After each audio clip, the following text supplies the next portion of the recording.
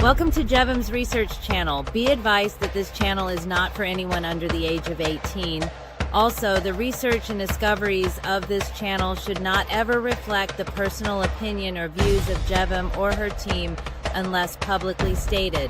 Please understand that the opinions of the audience is also not a reflection of what or how Jevam feels.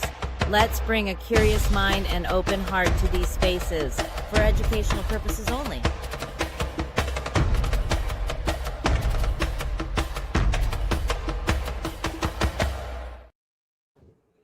Hello, everybody. Grand Rising.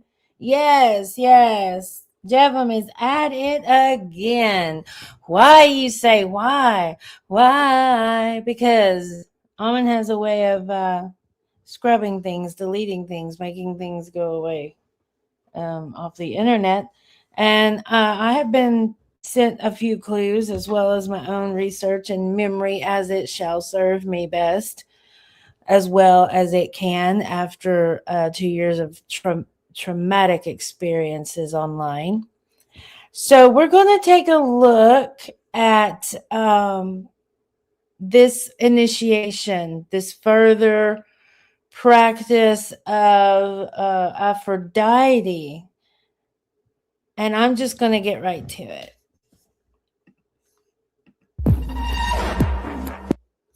Let's fast forward through this madness. In this process of initiation. Woo! Process. At arms here. And yes, process of initiation. I'm trying to get it like right after that one part. There's Rob. That's the hypnotherapist right here. This guy. Am I showing you? Yeah. So this guy right here is the hypnotherapist that trained Ammon. He will look through your questions and anything that beat it up strikes him as particularly inspired, because we are looking for the best of the best. He will. I'll ask him, and he will. We are looking for the best of the best. Tell us without telling us, Ammon. Throw to the gallery, and we'll see. I need to have some interaction with you tonight in this process of initiation. But before we begin, I need to remind everybody that this is a satanic initiation. It's the gallery. First it was the gallery. Now it's the congregation. Gallery. And that we do not accept any sort of cash or reimbursement or any sort of gold or silver or whatever currency or glitch of electric space you decide to invest in. It's corrosive. So that brings us to our topic, our opening topic for tonight.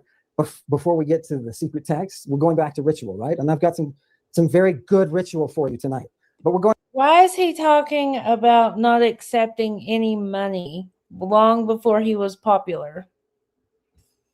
Going back to ritual. And before we get there, I want to start with I want to park our space-time ship in, let's say, where should we go tonight? Yeah, I feel it. Can you feel it? Oh, I feel it coming. Here it is. The Dark Harbor. That's where the destination is tonight. There's a place called the Dark Harbor. And here where you cannot serve God. And I do wonder why he doesn't talk about the Dark Harbor anymore. It's very interesting. Ammon. We hold a sacred space. And we do so through guarding these texts. And that's what I'm going to bring to you are some texts. If you were there in the first century, if you step out the door and get a whiff of the air, it's the first century. Yeah. And the dudes, it was, we started to have our money all in common. Yeah. So we sold things off and we gave it to Peter. And this one guy and his wife, they sold their stuff and they didn't give it all to Peter. And what happened? Peter got really angry and a couple of people got smitten. Yeah, smiting, and dead. Smitten and smiting. Those are like two opposite sides of a pole. And what is funny is most people know this episode. This is Ananias and Sapphira that I'm talking about, right? From the book of Acts. Most people know that episode. But John Goldenmouth, who's this wonderful, he's a wonderful, wonderful scholar and teacher and, great homily writer. Yeah, he's into the mystery. He knows what the mystery is. You know, he's living too close to it. And yeah, he says, you know, it was Peter, right? Okay, the miracle that happened, you know, it was maybe not so much fantasy, because at the time that it happened, people didn't mourn the death of these two. They didn't mourn them, right? They went in. You gotta understand. They went in to Peter, in front of Peter, closed the doors, opened the doors, two dead people, right? Smitten, smoted, smut. And you don't realize that what the effect of that was. Watch the effect. John Goldenmouth says it wasn't about whether or not there was mourning for the dead and how the reaction of the crowd was. It created an environment of terror, and that kept the community operating. Through fear. Controlling through fear. Hey, Finn, good to see you. I'm glad I got a mod with me, because you never know when a cult swarm will swarm. So what is your ranking? What was your ranking in the cult? I was the only female mod, and I was a mod for Ammon. I was a mod for Snappy. I was a mod in the Myth and Lore Discord. And I helped start the Reddit group.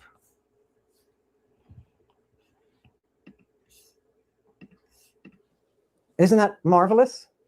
It's fantastic. Well done. Well done. We're going to look. Now we're going to go to a text, and we're going to look at this in living. I want to step further in. Okay, you know the atmosphere. You know how it is. Those of you who are in the cult, and I'm sorry, but the warning is tonight. You're in a cult, right? Bingo. Tell us without telling us. Right? You're looking at the cult from the inside. That's the perspective that I can give you, is to be gazing. I'm offering you the templum, right? You think templum is a building. It's not. Templum in its earliest form is a space. It's a space where an Etruscan haruspex comes out, quarters the universe, and creates a space in which can be housed the image. And so he's telling you what is in the creation. This is what has been created. This space. It doesn't have to be. Now remember the video he did where he told the world about what happened. He said there wasn't a group. That image reflected into your reality drives everything. It's the quantum physics. By the way, I'm in a very nice, just by way of break, and we'll jump into the text. I want to let you know that I've been trying to follow along with you as well, and we have a lot of very intelligent people out there who are jumping in and want to participate in this group. I'd like to take us to that group where I can respond back and forth. But just not a group, right? That's what you all keep telling people. We're not a cult. We're not a cult. We're just scholars. We're just a book club. So deceptive. With you. So Rob, keep an eye. Rob, is there anything incredibly intelligent that has been thrown out there, or something that is there anything we have to grab onto before we continue? This Rob, this hypnotherapist over here, I have had to block him from my channel because his responses entail at the least 2 to 4 paragraphs. And he's a hypnotherapist. He knows what he's doing. He is a master of words and word salad and manipulation. I mean, that's what basically a hypnotherapist does. I don't want to. We've got to discuss the paper real. We've got to go into the paper. That's what we've got to go. That's the first question of the night, and should be answered really. So I'm up for answering that, but I don't want to stop you waxing lyrical. I don't want to interrupt that. But yeah, we want a longer show. Nobody's got anywhere to go, and they want to learn. Okay, yeah, Rob. We've got to talk about the paper at some point. Okay, just jump in whenever it feels. Whenever you feel the spirit, Rob. Whenever you're moved, Okay. Jump in. Okay. I will. Okay. Fantastic. So we started out. Tonight we're going to go to a very special place. I want to start with our dead physician, of Nero. I want to go to his work, and I just want to look at a couple of words, and then from there, I'm going to take you. I want to show you the Dark Harbor and what it is. And I got to warn you, on tonight's journey, you may feel disoriented. You may feel things around you are changing. Don't let that temporary side effect of multidimensional travel disturb you. Just welcome. It's a pleasure. What is he even saying? Disorientation. He's telling you he's messing with your brain. Okay, hit it. Let's pull up Andromachus. Give us Andromachus, please. All right. I want to go back to the first lines. And I'm going to read it to you in Greek so you can hear it, and we'll speed up our translation until we get to a point that, we just reach this rich soil. Are you ready? Yeah, hear me, right? Hear me, right? Learn the incredible strength of the many-throned antidote, O Caesar. Many-throned, many drugs. It's the giver of unassailable freedom. Hear me, Nero. They call upon her as Hilaren. They call upon her as Galene. They call up her Galene. That's what we heard about the other night. Galene. Reminds me of Ghislaine Maxwell. Galene. Upon her as Eudion. And who is the they? These are the echidnae that we're talking about. What is an echidnae? An echis is a viper. What is an echidna? An echidna is one of the eoboloi, the throwers, the slingers, literally the slingers of poison, of Eos. And that Eos is printed in this text. Who are the echidnae? Right? Here we go. We're in the right. They call her these three names, right? They invoke her, right? As these three. And then we get a funny, hey, kuanon, uk, othetai, liminon.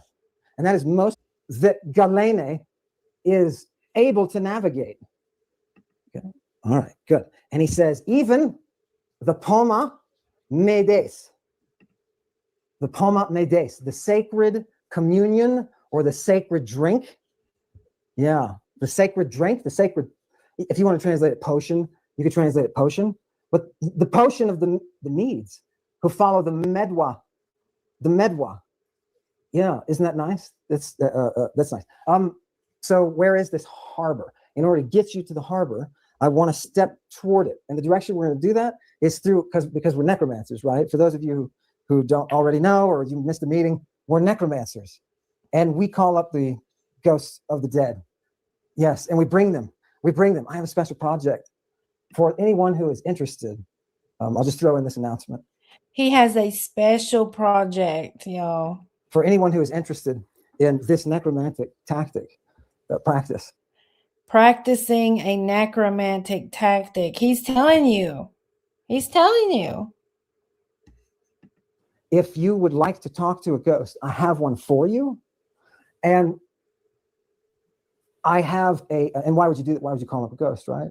Because only for one reason, because we want to talk to the devil, right? We want to know, right? We want to have that oracle. That's why we're necromancers. It's a switch your poles for a minute, north to south, right? Just turn them around. Under these circumstances, all of a sudden we find ourselves as communicators, right? With spirits of the dead. This is the necromantic ancient world. And okay, and I'm now going to go to the succubi he just recently talked about. I believe it was, let's see, when was that? When was this one?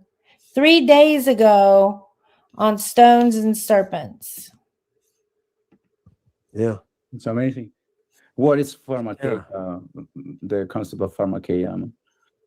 Pharmakeia is the use of natural elements to affect your surroundings. It is most essentially magic. It is often translated straight up as sorcery, but it is specifically, in all the references that I've seen it is most basically the use of the elements in your environment to manipulate nature in a way that you desire. It is magic. And those elements are the drugs, what you and I would call the drugs. Drugs that are found in plants, drugs that are found in soils, drugs that are found in living venoms. This natural world with its elements can be a tool for manipulating your existence within the cosmos. So let me give you an example. The best example of pharmakeia, and you'll see it associated with it. You can use it to manipulate your sense of being in the cosmos. What is that behind him? What is that? Painting. This all the time, is the erotic magic. So you want somebody to be attracted to you. Say you're Jason and you're off to seduce Medea. You can use the elements of nature in order to hedge your bets. You can drug. Hedge your bets. Listen to this insanity. Her in order to abduct her and rape her and bear children with her. Okay, this is the thought process that pharmakeia facilitates. Most of these things that you call sorcery and witchcraft, they're the use of the natural elements of the world in order to affect that's my cat. an erotic response. So all of the creams, all of the perfumes, all of the Do y'all remember Magic Magazine Shay of the whatever was talking about the creams and everything last night? And, make sure everybody watches your drink. Make sure you trust these people. Create a buddy system. salves and ointments that we're going to be using, or that Circe is going to be using, or the Temple of Aphrodite is going to be using. This is the magic. The Temple of Aphrodite, Circe. You see how he is putting this off as this is a women's art only? It's very interesting. For someone to claim to honor women, he sure does put them in a horrible, horrific, monstrous light. The sorcery that brings us that real mystery. Yeah. You truly cannot be inspired until you've been manipulated by that witch. And that witch uses pharmakeia. So people would say today pharmakeia is the use of drugs in antiquity, something like that. Hey, Zach, because well, this one right here was its own Stones and Serpents. This was just released 3 days ago, and I wanted to go ahead and cover it because someone gave me a tip about it, and I know they like to make things disappear off the internet, and I wanted to get all this into a recorded format in case things were deleted. So that's what, that's why I'm doing it. Work is so hard. The use of drugs in antiquity. But because they have a red text that talk about pharmakeia and all the sorceresses that are involved. Red text, I believe he's referring to, maybe he's referring to Young Yin's red book. What red text are you talking about, Ammon? You're not clear. You're not clear. And this Spanish guy has Spanish subtitles in his Spanish world. This is spread far and wide, y'all. This is large. And all the magic that's involved. They don't see the predominance of sex.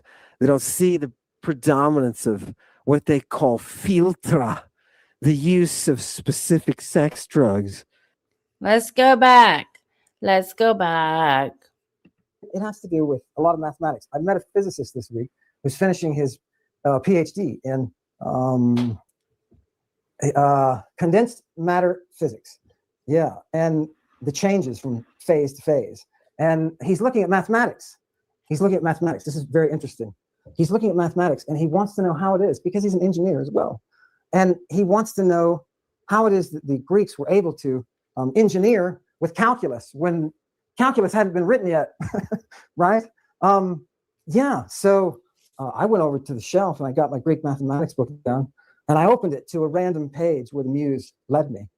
And it's the calculus through the language that they're able to convey. They're able to express the calculus with their own language. Their algebra, and you say, wait a minute, the Greeks didn't have algebra. Yeah, let me show you. Let me show you the Greek mathematical works, okay? Let me show you. This is fantastic stuff, dude. What was his name? The Archimedes, right? And what he was able to do. This stuff is, oh, you guys are going to love it. Archimedes, the Ark of Medes, the Medewa, yeah. It's fantastic. Some of these texts are crazy, but yeah, go ahead. Anyway, I spoke to Lord Byron. It's one of the comments from Duncan G. Absolutely brilliant comments. Spoke to Lord Byron. He's quoting you. So, how are these physics working when you're talking to Lord Byron? Yeah. Okay, good. Excellent direction. How are these physics working, right? So, basically, you have to draw the spirit.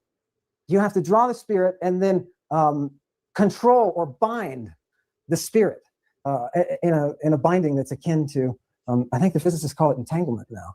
Yeah. Well, what happens if somebody gets raped? Are they bound to you through memory to never, ever, ever forget what happened to them? Ever? That is a form of binding a spirit. Yeah, they call it entanglement. So you bind Byron and force Byron, like Jung, who I'm very rude to, and for good reasons, right? And by the way, okay, we should go to Jung's Red Book, because everybody knows that Ammon is in it. Everybody knows that Jung is looking for the girl who is the half viper, half girl viper. And why is he coming up with that? Was it something that he was into? Yeah.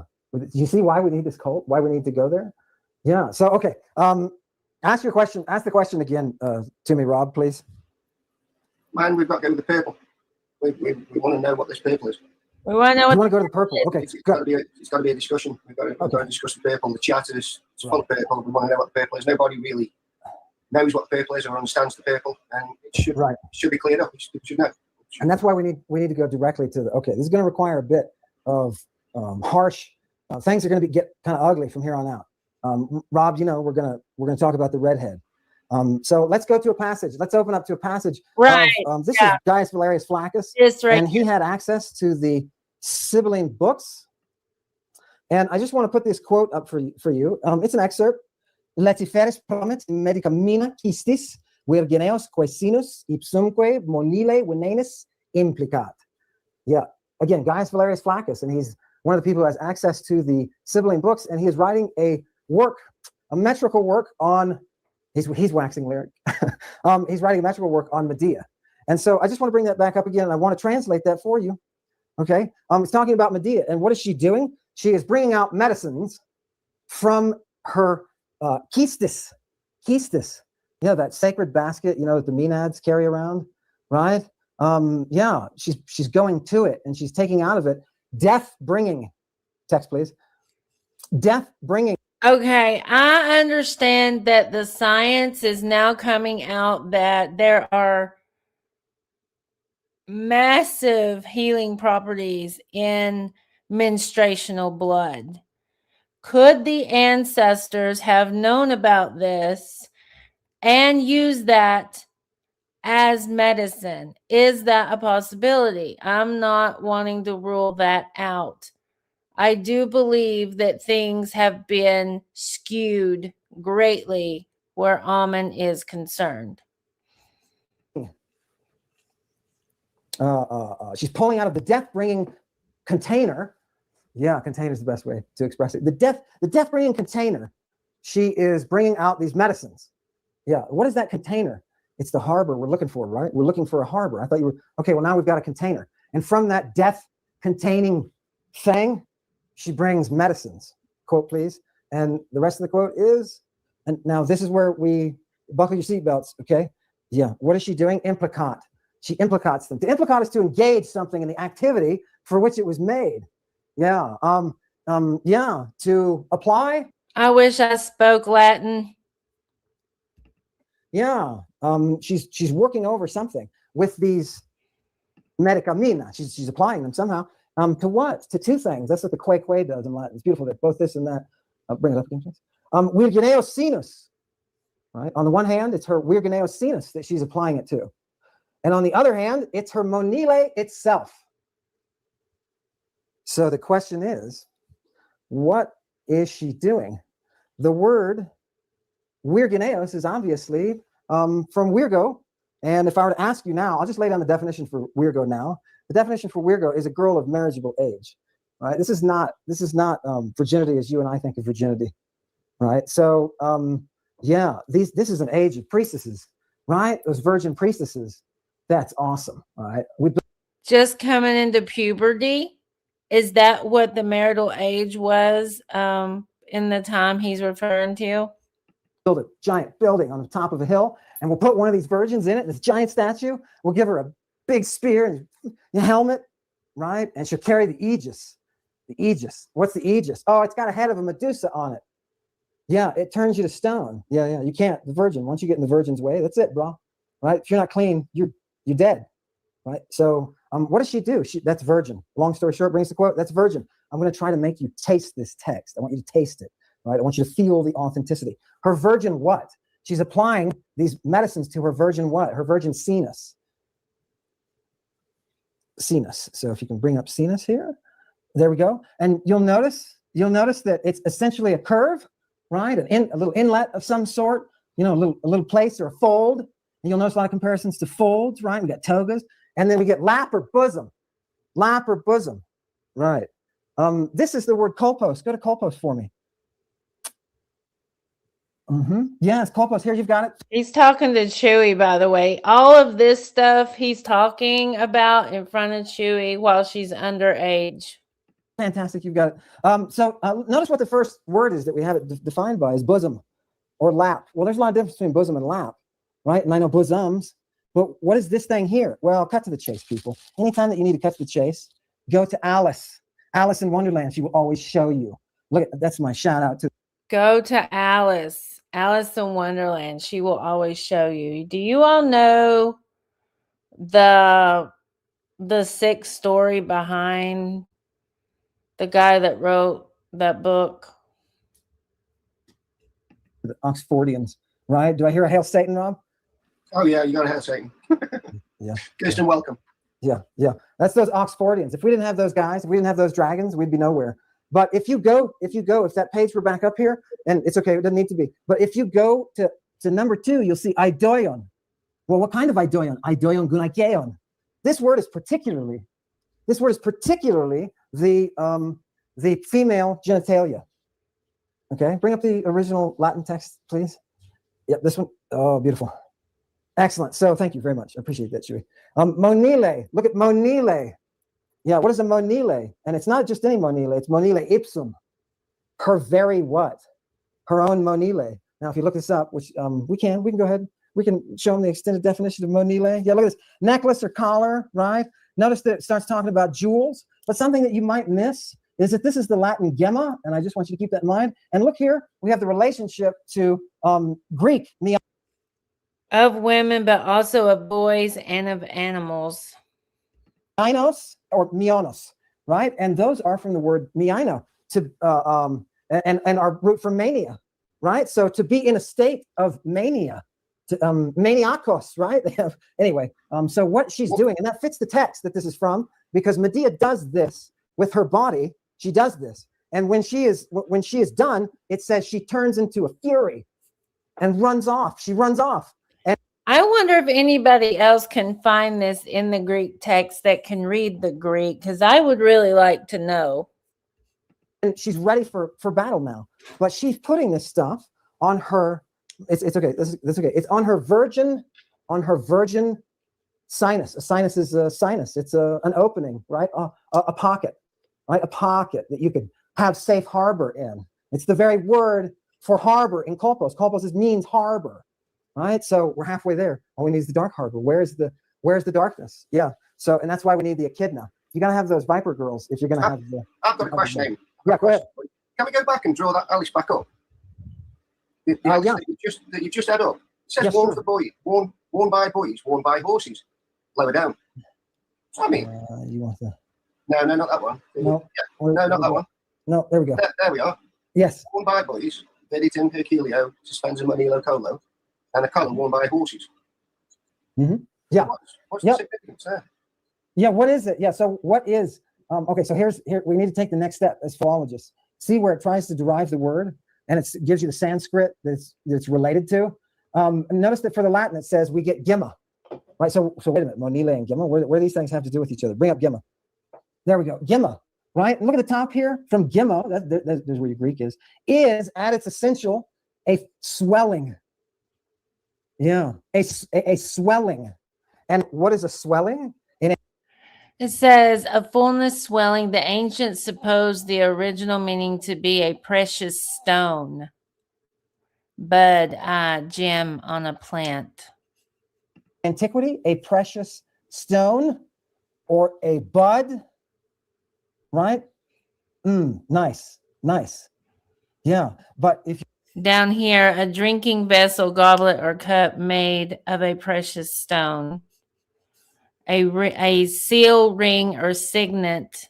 So that would mean a form of initiation, a signet or seal ring, which is something that Charles King talks about in The Gnostics and Their Remains, because that's what he was, a classicist and a philologist and a gemologist, and he studied these initiatory rings and he decoded them basically in that book.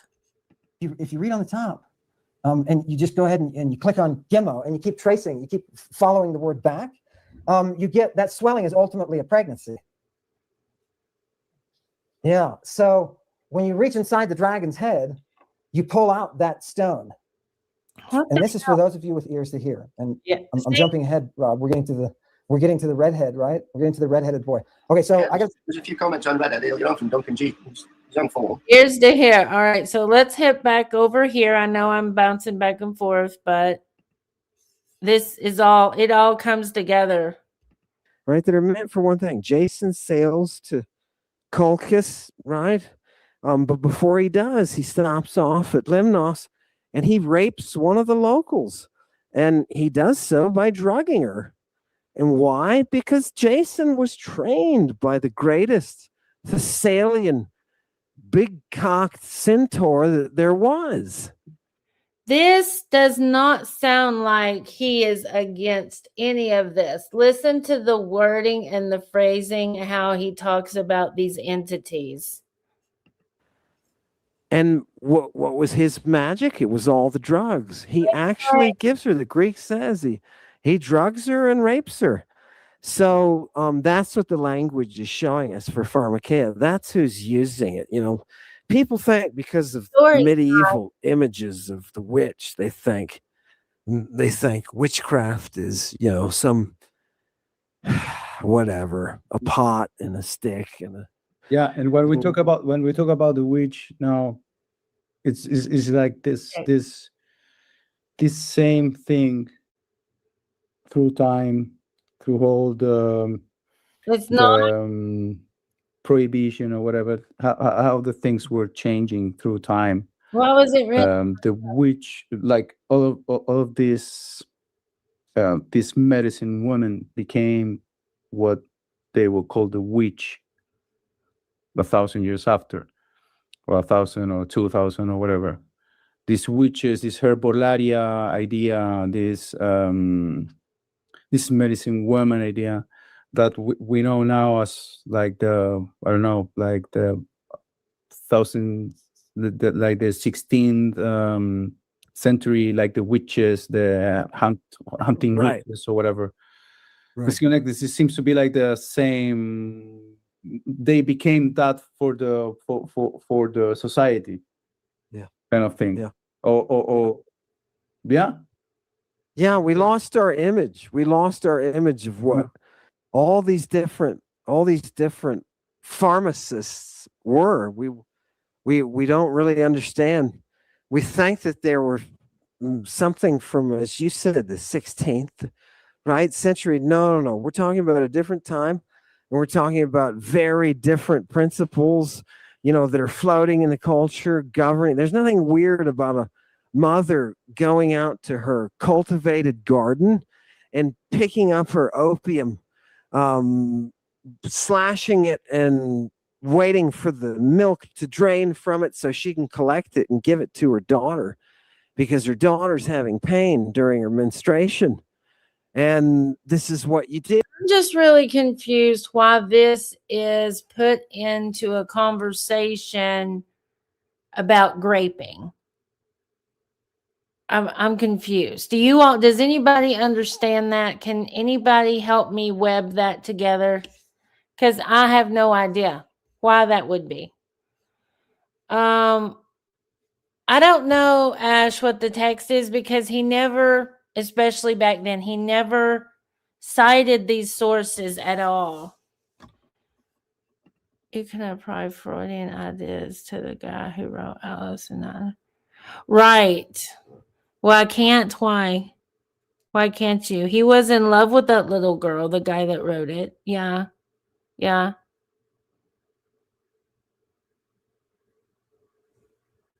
If he's in love with the little girl that he wrote Alice about, then why not apply Freudian ideas? Well, not as far as the girl being promiscuous and highly sexually charged. Like Freud said, all women were born that way. So no, you can't apply it to Alice, but you can apply this love of the youth, because he wrote it about Alice. He was obsessed with her. He was obsessed with Alice. That's just a part. There's a religious component to that you don't see, because the earth there is the giver of that element. And so therefore, what are you doing? You're following Gaia, right? And of course you would, because you're initiated into the great mysteries, right? The Great Mother is what it's all about. You see, there's no. Why is he putting a mother giving her child opium for menstruational pain in with graping and the mysteries? Does anybody know why those are woven together? This is what makes it highly sus. Just like we talked about before, generalizations suck, and anybody who gives them to you, they're just full of shit. It's like giving you methodology, right? Screw that. Just give me the evidence. Let me figure out what it says or doesn't say. Nobody can figure it out because they don't read it.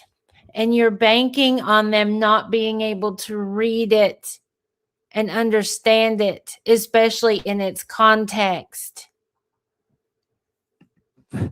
The problem is we can't see how witchcraft, sorcery actually function, because we're looking through a very hostile lens of Christianity.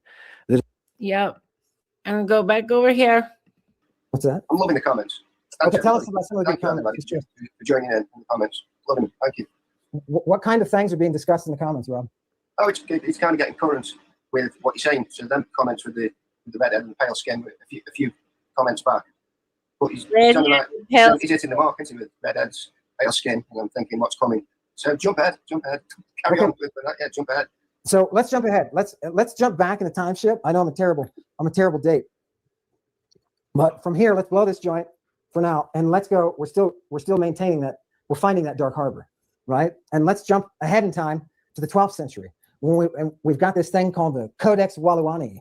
Yeah, and the Codex Walauni is this terrible. The Latin is awful. It's a murder. I'd rather go outside and fight with the coyotes and the dingoes. I'm completely serious. In our range war that's going on here, I would much rather do that than work with this Latin. It's awful. It's no wonder the guys in the Renaissance turned around and they were like, this language thing is awful. We have to go back to what Cicero was doing. And you read guys like Petrarch. Oh, you would love Petrarch's Secret. Oh, and I almost forgot to tell you. I started to. Let me mention it now that I remember. For those of you who want the extra challenge and you want to you're interested in the necromancy side of this satanic initiation, go talk to Lord Byron. Lord Byron, follow the way of Cain, the mystery, the way of Cain, Lord Byron. And when you get there, you'll find the devil.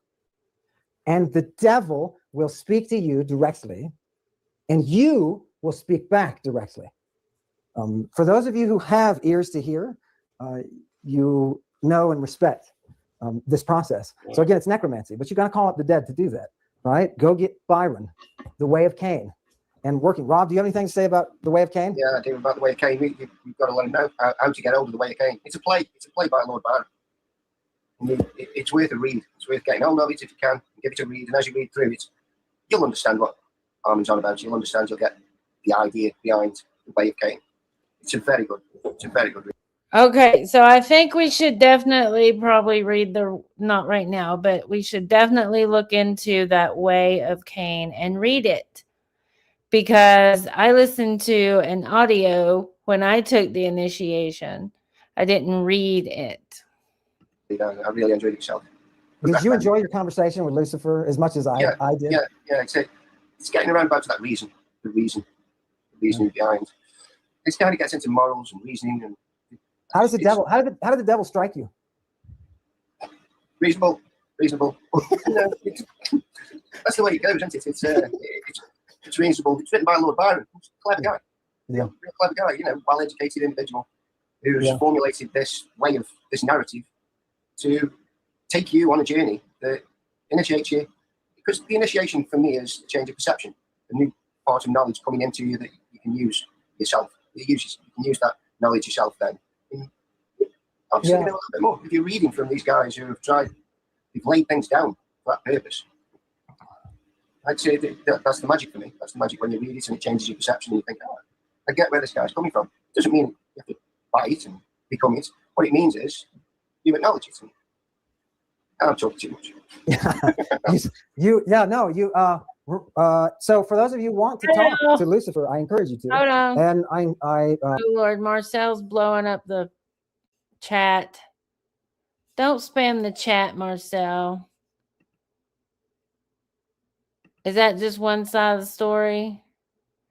Many historians don't. His diaries and hobby of photographing each other, including some clothed, non-clothed photos in common. Yeah, that's highly questionable. When they were different. Pederasty was common in Greece.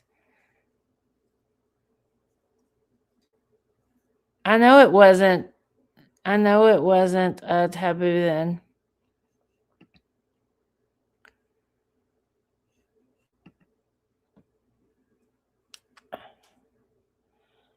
Sensibilities back onto time when things were different.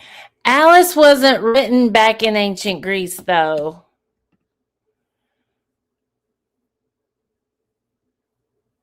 Is it nonsense, Lex? Is it waste of time? Yeah. See, but here's the problem, Marcel. Here's the mind fuck of it all. You start reading these things in the context of the time it was in, it becomes a form of normalization in the brain, a desensitization in the brain. So yes, I can, and I will, because it does desensitize. Sorry. Are you sure Chewie was around when Rob Street was part of the show? Yeah, he was talking to Chewie in the video. You got to rewind. Yeah. I'll go read it now in a moment. What? Who wrote it? There were many sermons called The Way of Cain, and Twyman wrote about it. Lord Byron is the one he keeps referring to. And yeah, Ashes, we do need to definitely look into what Tracy was saying about the way of Cain. This is a form, these are initiatory rites that I think, I can't prove it, but I think that they have been carried over from ancient times, especially if you go and you read The Gnostics and Their Remains by Charles King. You can see a lot of overlaps with what Ammon is doing. Alice's dad was creeped out by that guy writing it. Yeah. Well, I mean, I'm not saying the dad was all for it. I'm just saying the guy was obsessed. I have all the Levy Ball reading list. Do you? Do you have the original, the one that like first came out? Because I do. You have all the PDFs. Okay, that's good to know.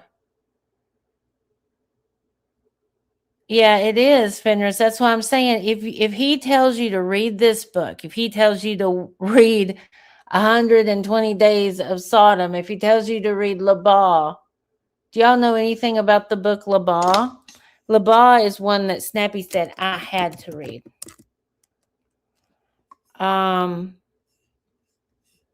Labah, a novel. It's a novel. I have it. It's called Down There or The Damned, a novel by the French writer Joris Karl. Is that Heisman's?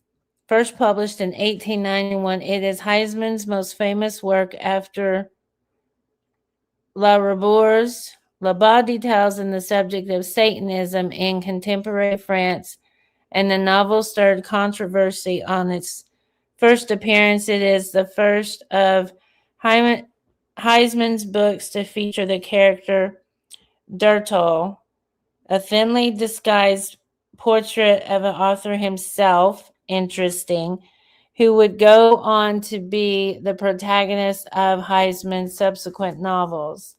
The plot: Labah was first published in serial form by the newspaper, I'm not going to try to, was it El Chano de Paris, with the first installment appearing in February 15th, 1891. It came out in book form in April of the same year. Okay, blah, blah, blah. Let's see. Concerns the novelist Durtal, who is disgusted by the emptiness and vulgarity of the modern world. He seeks relief by turning to the study of the Middle Ages. Chapter 1 contains the first critical appreciation of Mathis Gunwald's, what the heck? I'm not going to try to say that. It's a Tabarescofish. I'm sorry, I butchered it. Altarpiece. It begins to research the life of the notorious 15th century child unaliver and torturer Giles de Raz, as a French knight and lord whose estates extended across Brittany, Anjou, and Poitou. He served as one of the captains of the French Royal Army during the 100-Year War and took part in the same campaigns of Joan of Arc. Though his contacts in Paris, Dutroux finds out that Satanism is not simply of the past, but is alive in Vendée. I don't know what that is. Where is that? It's a French term meaning the end of the century. Okay. He embarks on an investigation of the occult underworld with the help of his lover, Madame Chantelouve. The novel culminates with a description of the Black Mass. Yeah, that was the one thing Snappy wanted me to focus on, was the Black Mass. It's a ceremony celebrated by various satanic groups, although alleged to exist for centuries in different forms by Christian sources. Only its modern forms are attested and are intentionally a sacrilegious and blasphemous parody of a Catholic Mass. Okay.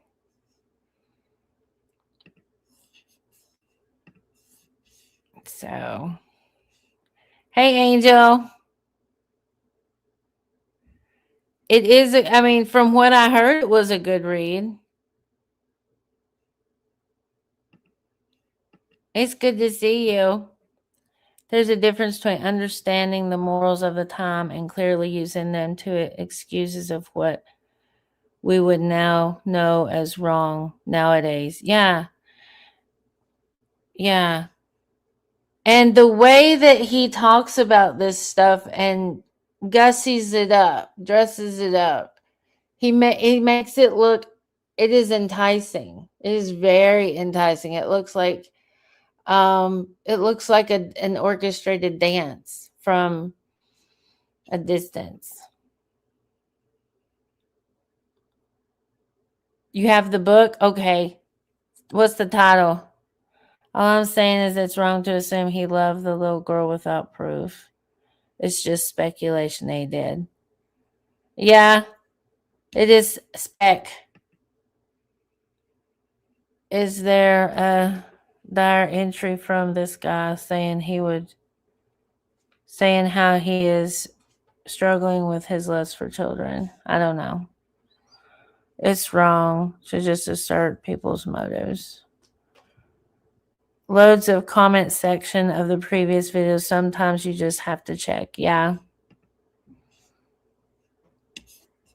All right, I'm going back to the video. For the rest of you who just want to come along for the ride, who maybe such a personal calling isn't there or isn't there yet, I recommend some more Medea.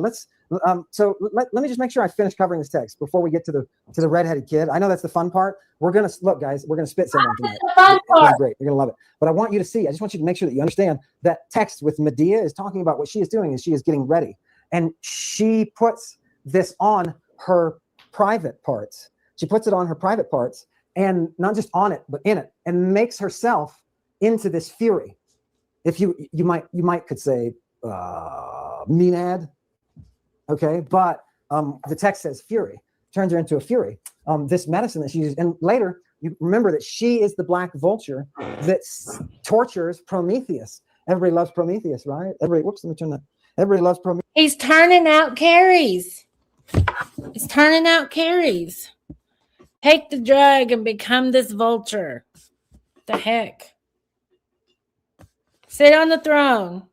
Glorify a vulture. I mean, vultures need to be glorified. They eat the dead. Their pH balance is 0, and they can digest dead and dying flesh. Prometheus. She is the one. Get this.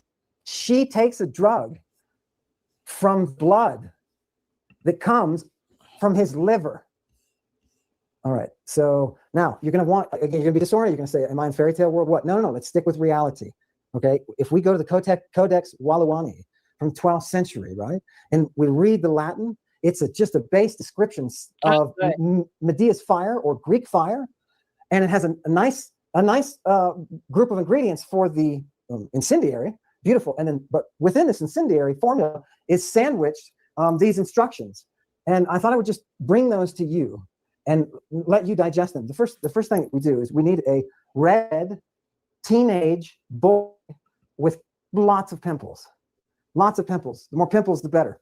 Right? That's my addition. It's the more the better. The text just says, the more pimples, the better. Do you all know what that is even about? Do you all know? I mean, oh my gosh.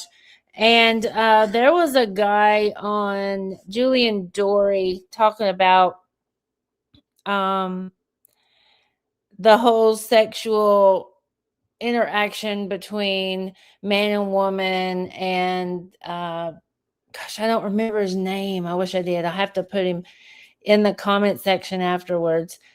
But they were talking about how, when you go to look for a woman or a girl, and you're looking for clear skin. Why are you looking for clear skin when you're looking for a mate to procreate with, right? To be the mother of your children, you want clear skin. Why is that? They said because if you have acne, it's a sign of parasites. It is a sign of parasites. All right. Why do we want a little boy with lots and lots of parasites, basically? Acne, means parasites, okay? And we're not talking about some conspiracy theory or some woo theory or some MAGA theory. We're talking about a PhD on Julian Dory talking about the science behind mating and procreating and ancient known practices of visually looking at someone and knowing if they are healthy or if they embody parasites. With the pimples. So a youth with pimples has to be the red hair. You take this guy, it says you lure him into a banquet. You lure him to a banquet and you give him drinks that will put him into the Bacchic state. Yeah, that'll put him into that influence state, possessed, into that possessed state. And for 30 days, you keep him in a banquet that is designed to fatten and heat him. Now, you don't let him get near the dancing girl. Don't do it. It's always, they have to stay at a distance. He has to be able to see them, and they're there, but he's not allowed to satisfy himself.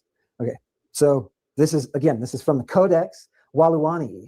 Okay, and I think it's a Welshman. I read a guy did a dissertation on it, and it's a crazy text, but yeah, he did. His Latin is awful. It's absolutely awful. I mean, it's just painful. But here's what you do with the boy. Now, is everybody with me? So you've got him, and you keep him this way for 30 days, it says. Now, during this 30-day period, for those of you in satanic initiation who are interested in the alchemy side and in the psychedelic renaissance, this is probably the part that you would enjoy.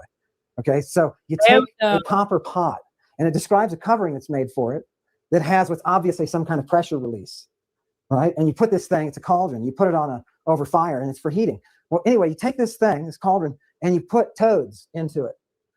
Toads. And you feed those toads a regimented diet for 30 days. Oh, you put a toad in a pot. I have a decode. You put a toad in a pot and you turn it up a little bit every day. Little bit every day. They're going to stay in the pot. Right?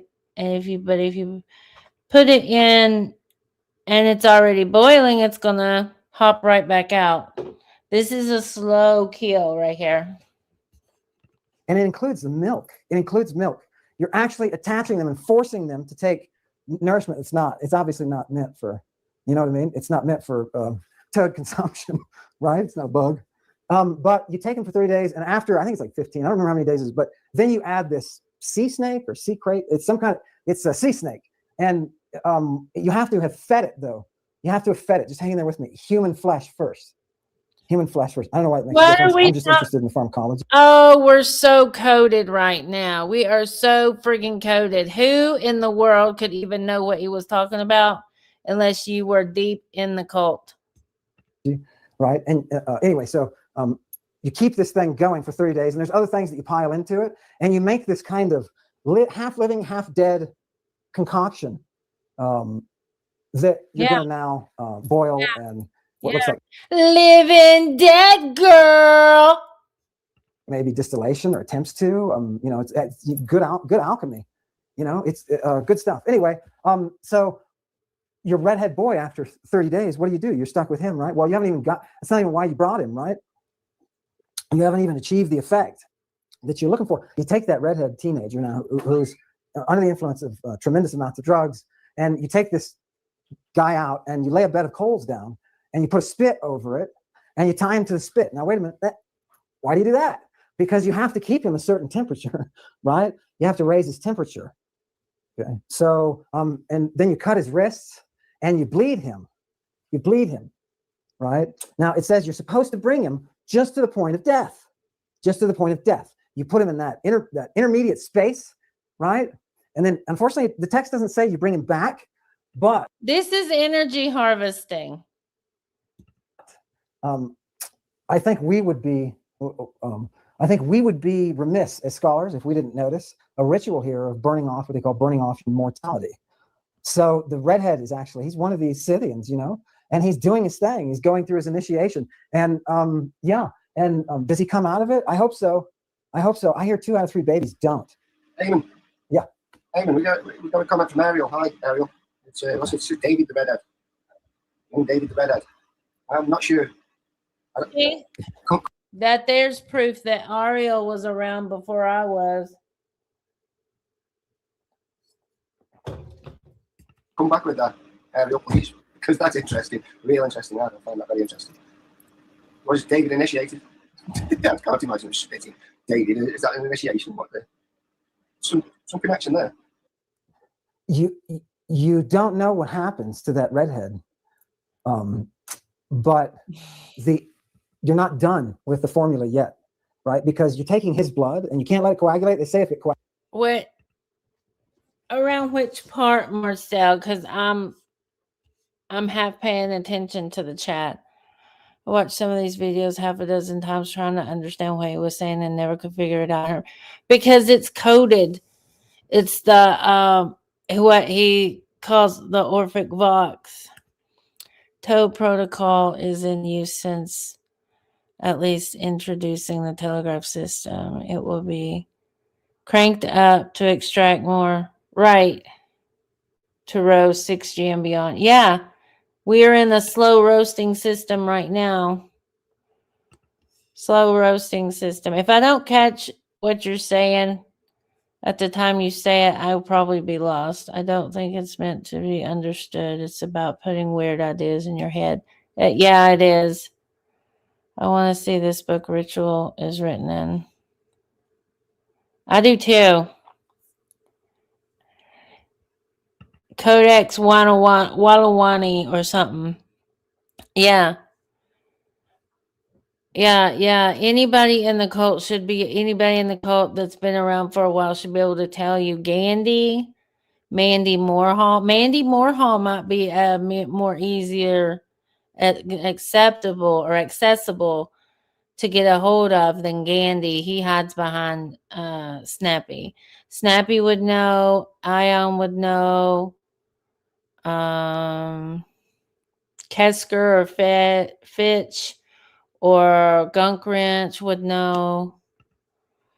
Energy harvesting at its most refined and most anthropological levels. Yeah. Essence.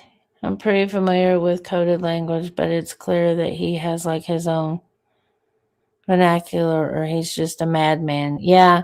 Well, it's easier to believe he's a madman of nefarious or of things that are not nefarious than to realize that, there are nefarious things going on.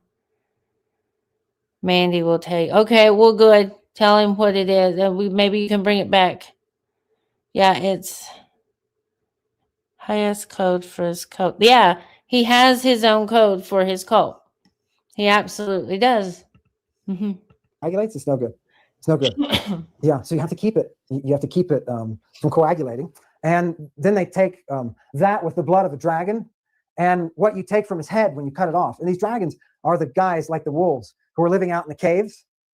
Yeah, it's pretty cool. And they you can trap them with the right drugs, offer them the right drugs, right? And they will be subdued. They say a dragon is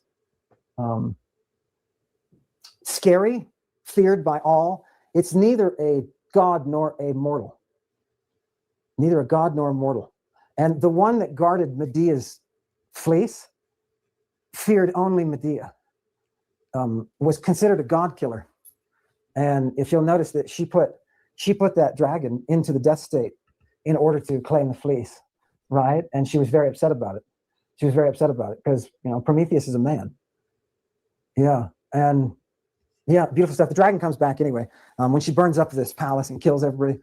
Sorry, it's not like that's funny, but it's a long story. Probably not worth it. By the way, for those of you who know that Medea killed her children, right? The Corinthians made that up. There was an oracle that went out right after the kids of Medea were. Oh, here we have it. I was wondering where it was where he was claiming that Medea was framed. That Medea was not a mad woman, drove mad woman, and off her babies. Were killed, her sons were killed, and she was able to escape from the city. They got sick with a plague.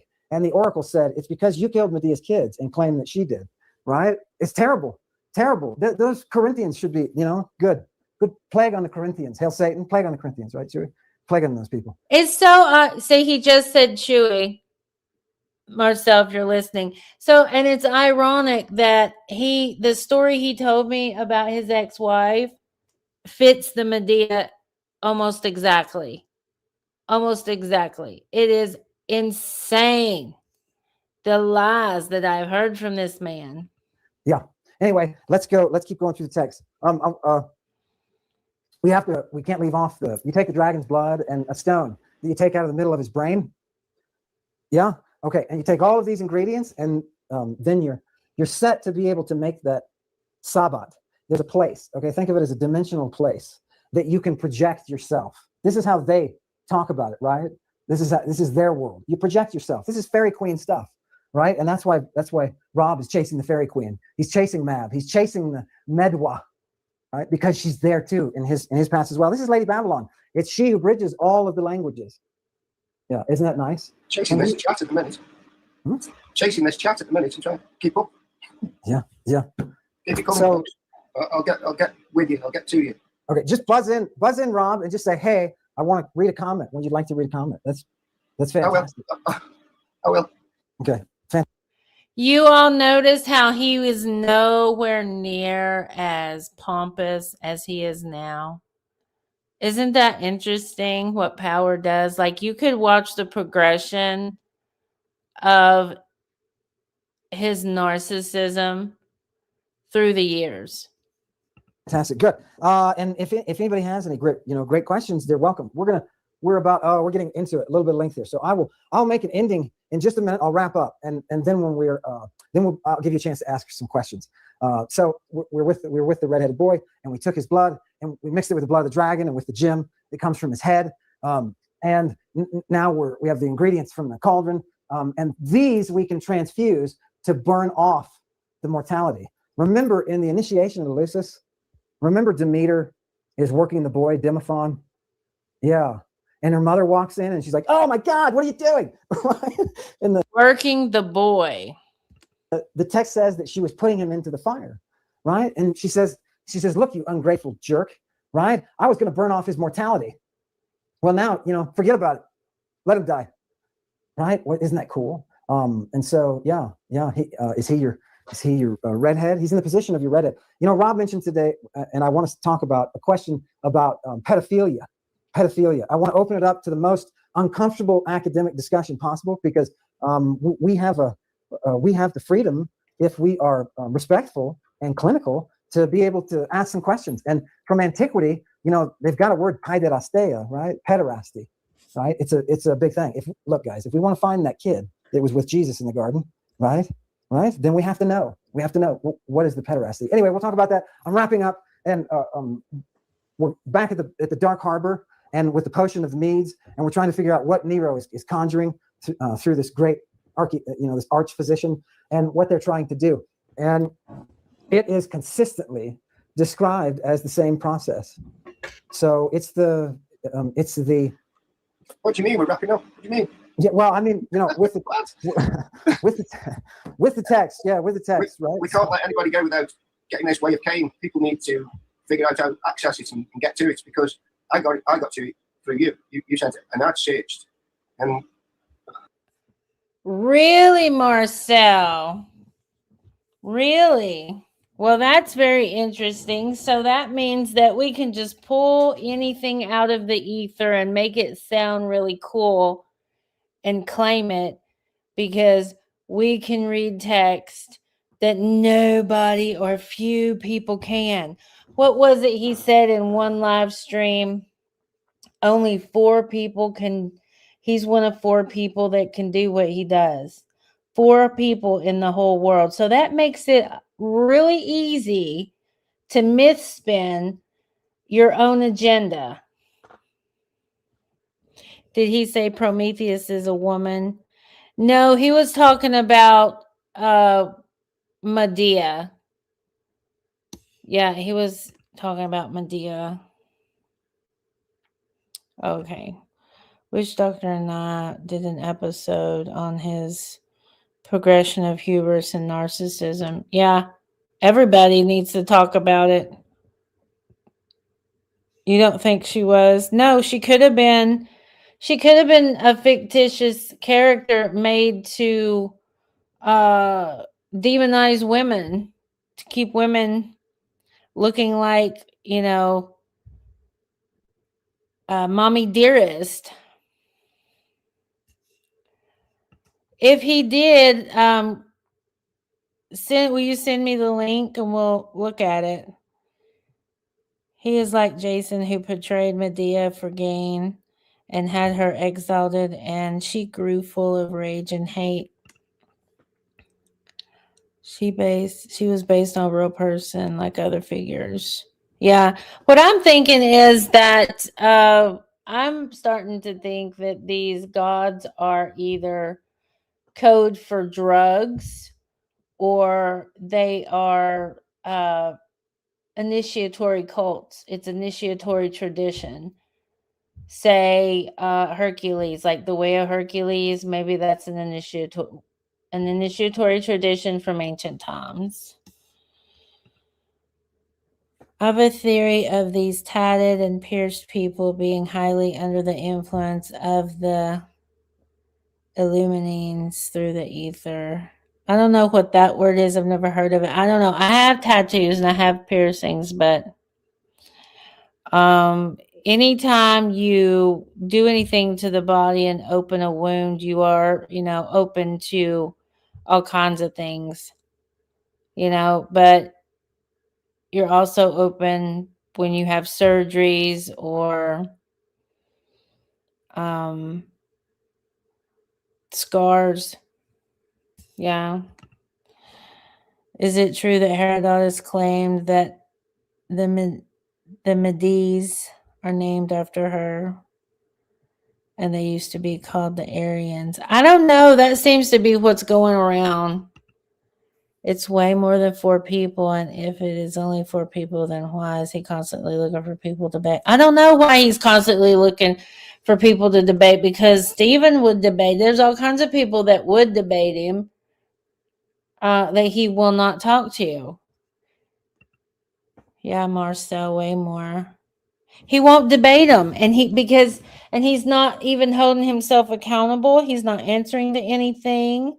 He's just like, it's like the Pied Piper. He's just throwing shit out there and stringing people along. Is a fisher of men. He's just casting a net and pulling them in, casting a net and pulling them in. And there's no rhyme or reason at this point. I hate contradictions. And I find it over time and digging through the lexicon that the Aryans, Medes, and Magi are basically synonymous. Oh, well, that's interesting. Yeah, because, well, if you listen to them, they praise the Gnostics as far as, I am a child of earth and sky. That is that's a Mithraic saying. It's very Mithraic. They're all interwoven, I think. Yeah, I think they're all interwoven. I'm trying to get back to it. I'm not the best researcher, and certainly wasn't at the time. I'm not saying for it, but I found it difficult.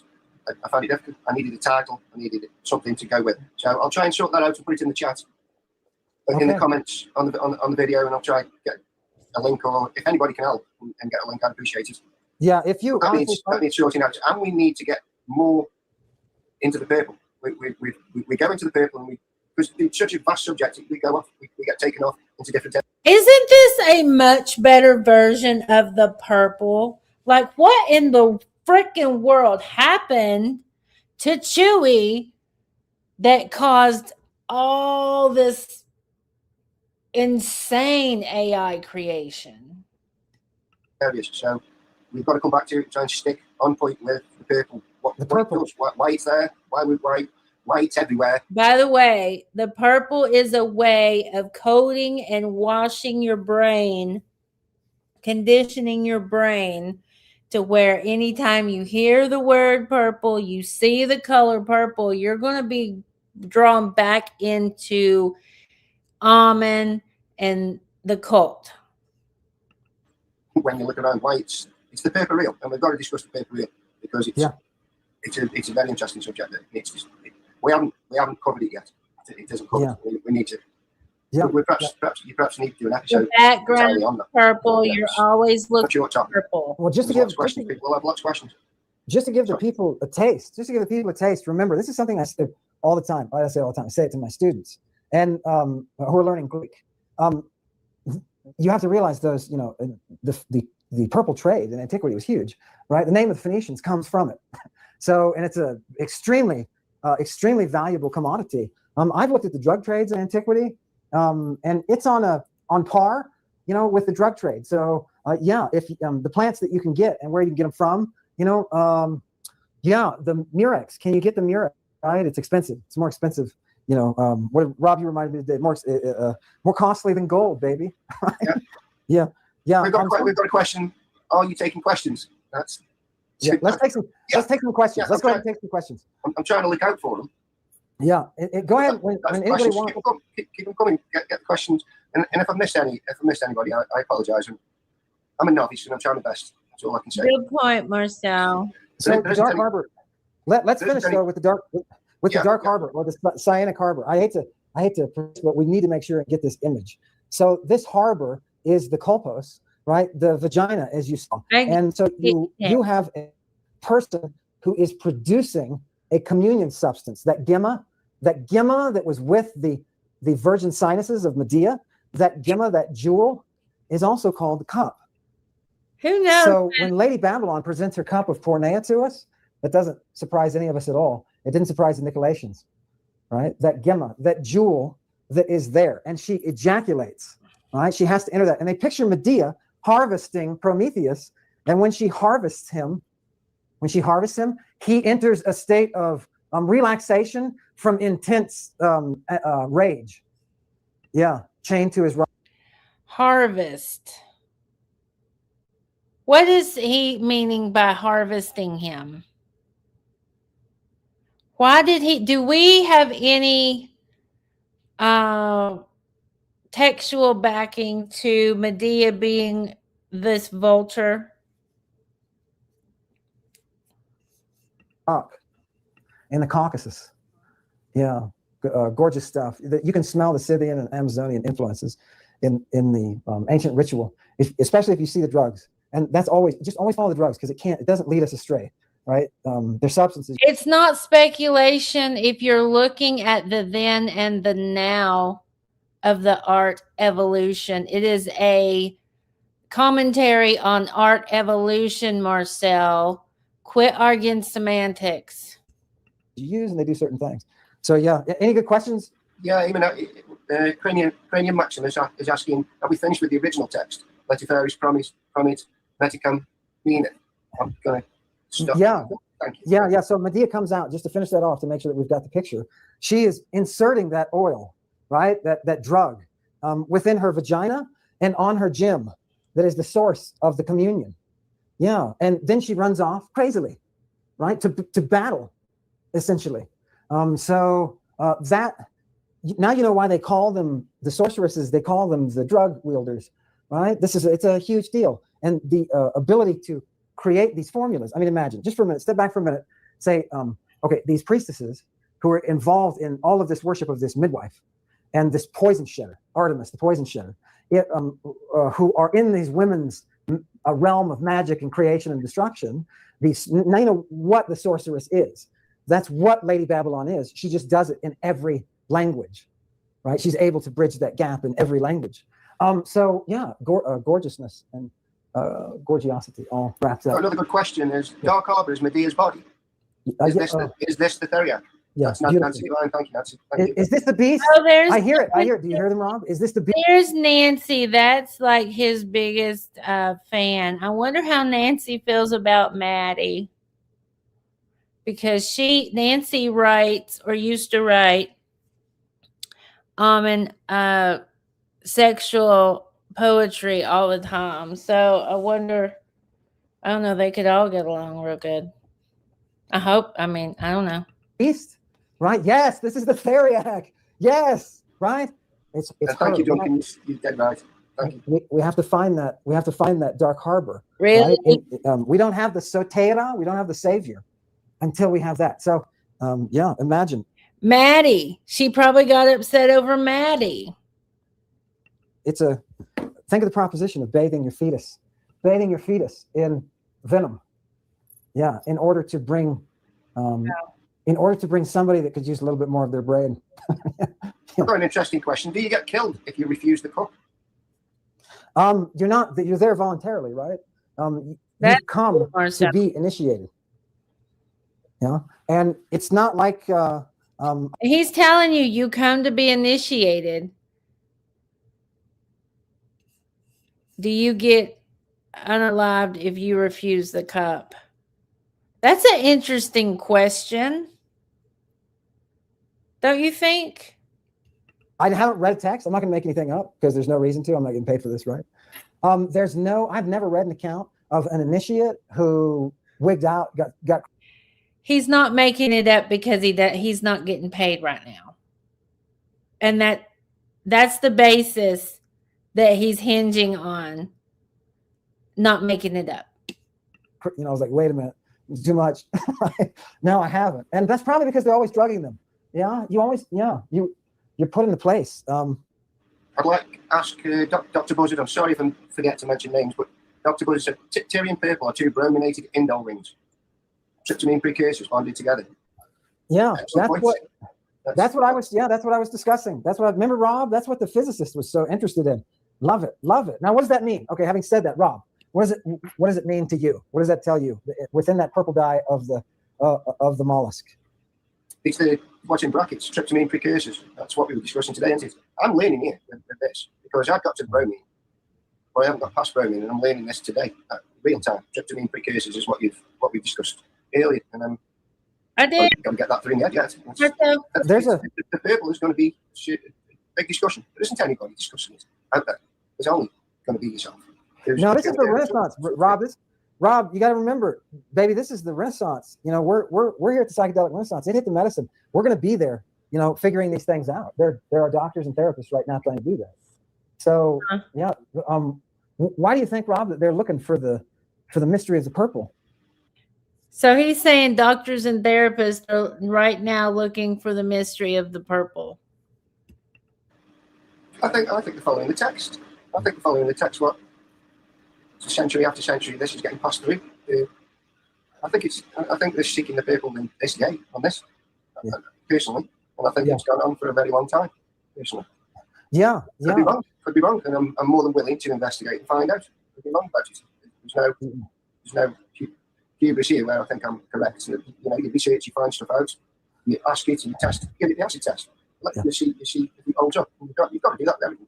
Yeah, I'm willing to bet it would explain a lot when it comes to the Templars and that whole allegation of licking the anus or the penis for the purple. Yeah, I'm willing to bet it had, it's. Does anybody know about that allegation with the Templars licking each other for purple? I would agree on the seeking the mystery of the purple. See? Yeah. Okay. Look how programmed I am. My banner is even purple. That's how programmed I am. I unconsciously did that. It surfaces, right? It surfaces. The use of it does. It changes. I'm watching the Queen's funeral.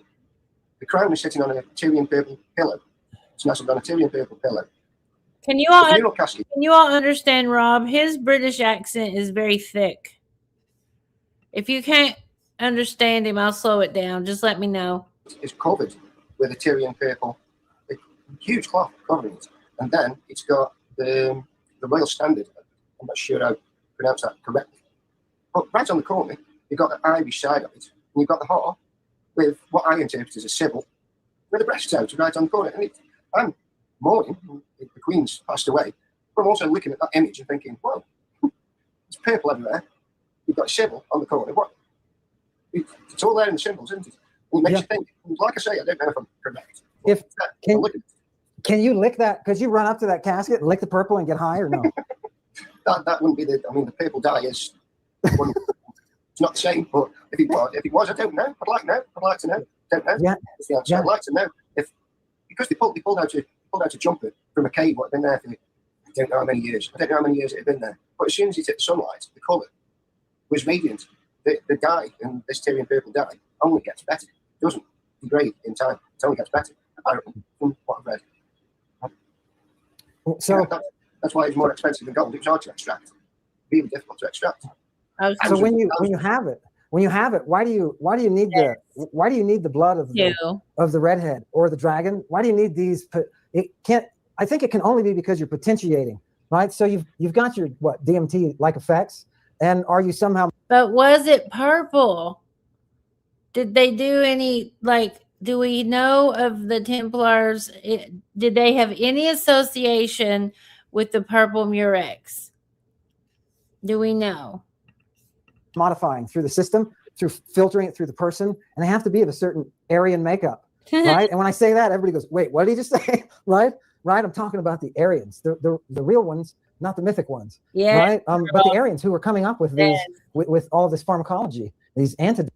See, the Aryans, yeah. So the Aryans, now if we get into some like Blavatsky stuff, if we go Blavatsky with this, the Aryans were the leftovers from the Atlantean age, the pre-Diluvian age, if we do. And Ash is right there with me. Like, me and her see eye to eye on all this stuff. And she fills in the gaps with me, and I fill in the gaps with her, because this is all connected. Yes. And I think there's a reason they took the name Medea. Yeah. And started calling themselves Medes. Right. So there's a certain power. We can't forget there's a certain power behind this whole process. We're in the Renaissance. We're going to discover this, right? We're going to find this cup. Okay. And then we're going to want to use it. I really want to talk about this, Lex, because it's the Baphonia, which is a celebration. And that is where I believe, to a strong degree, that the Baphomet actually come from, is a veneration of a celebration in ancient Greece. And let me see if I could find it. The Baphonia. Its own archive in Themis. The Themis book that I'm into. Now I gotta log in, y'all.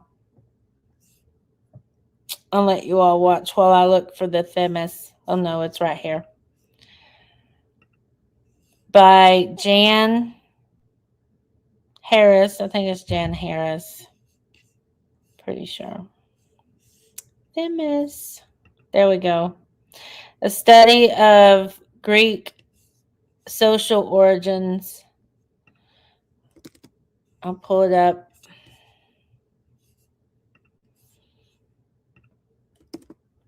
Spirit, universe, the muse, whichever takes me, shows me where I need to go, what I need to look at. All right, let's share this tab. We're going to have to borrow it. This is a really interesting book, too. This is, I've done a couple of readings from it, and it talks about the magic and taboo, and it's really good. She was a classicist. So the Baphonia would be, or Baphonia would be part of the mystery too. Probably going to, let me close some tabs. Okay. Can y'all see it?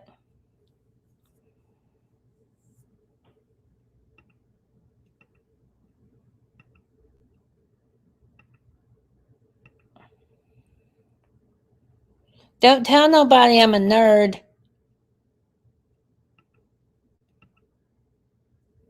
We don't want their shattered perception of me to drive them insane.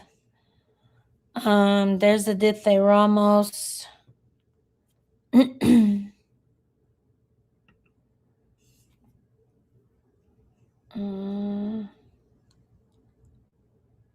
Scarfazios right there.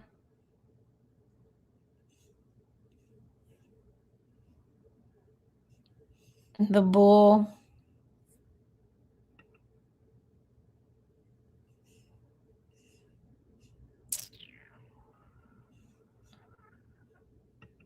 The totem stuff is really good too.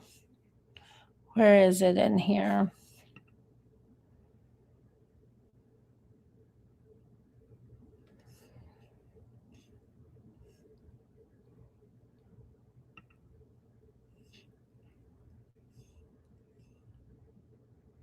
I think it was 75 was the page I wanted to go to.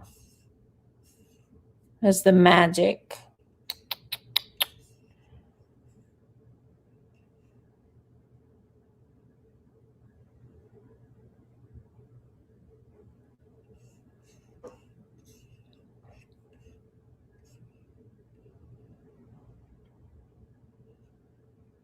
I'm trying to scan through here so I can find it.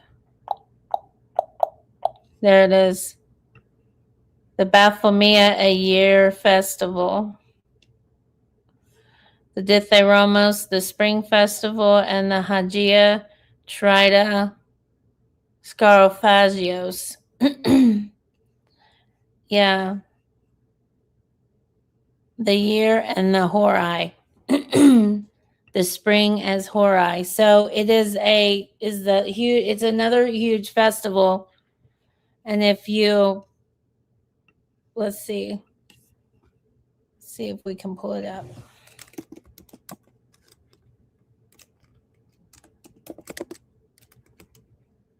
Baphomet festival ritual.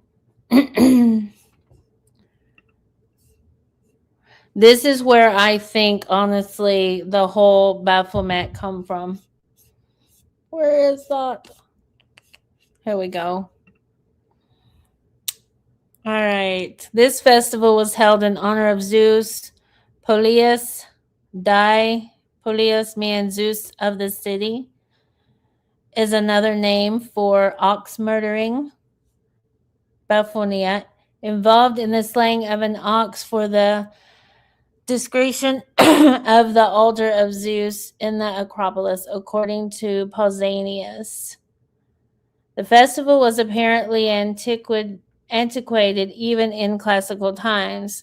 The rite seems to express the idea that unaliving brings guilt even when done for the best of reasons.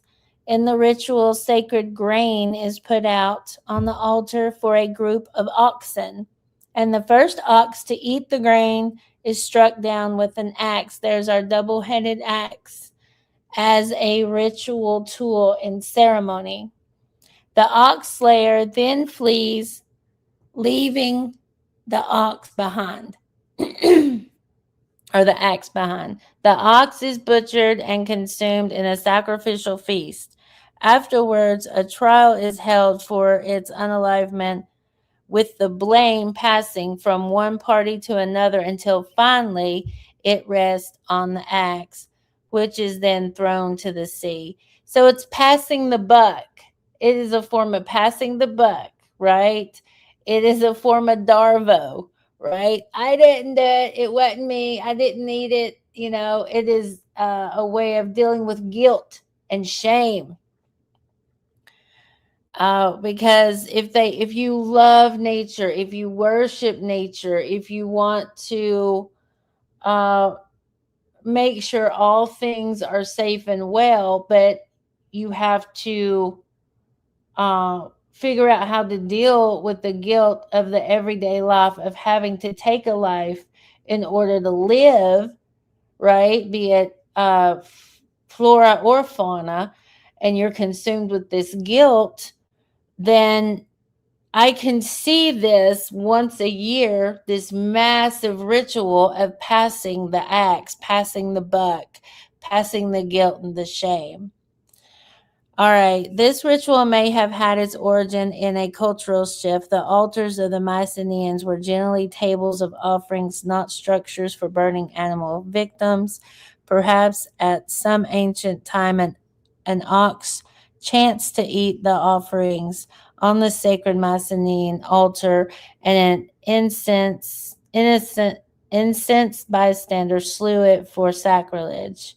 That the unalived victim is then eaten in ritual is probably reflective of later cult practice commemorating the virtual forgotten Mycenaean event. Modern practice, a small offering with the Homeric hymn, and that is 23, to Zeus as the chief god of our city or country would be all that is needed to acknowledge this deity. Okay. I could be pretty far-fetched with that, but that's just some connections I've made. You can see Ammon starting to slip slowly. It's interesting. It is. Are they?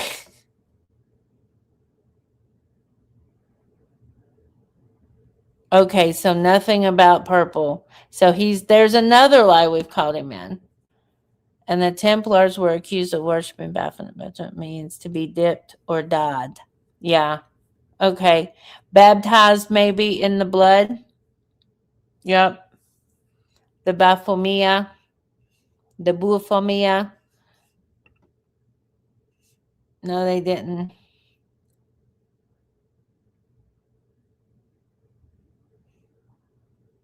Purgastol. I haven't heard of Purgastol before.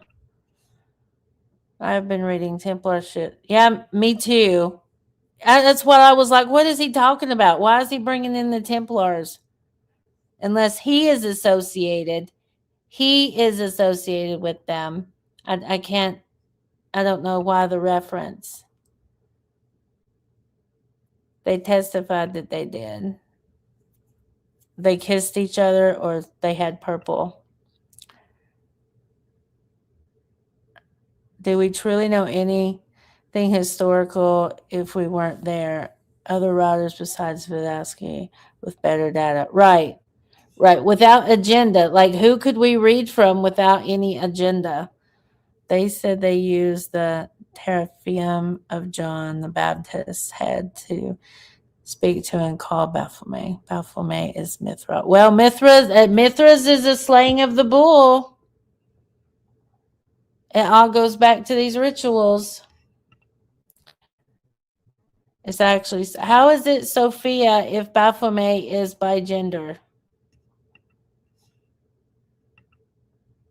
It's Mithra, not Sophia. Sibylle, mate. Okay, I'm going back to this now, y'all. We're going back. I want to bring her back. And the evangelicals know this, right? They know it's a part of the plan. And that's why we are who we are. Hail Satan. Hail Satan. Sorry. I'm trying to catch up with the chat. I'm trying to get through the chat. I'm trying to listen. You know, I'm going to listen back. I'm going to have to listen back to this to know what's been said, because I've been trying to concentrate. Yeah. Somebody asked me about the painting in the background. Somebody asked me about that. I'll answer that one. That painting was done at the St. Mary's University while I was contracted to bring the historical reality to the Senecan version of Medea. I was the translator and the advisor for the university production.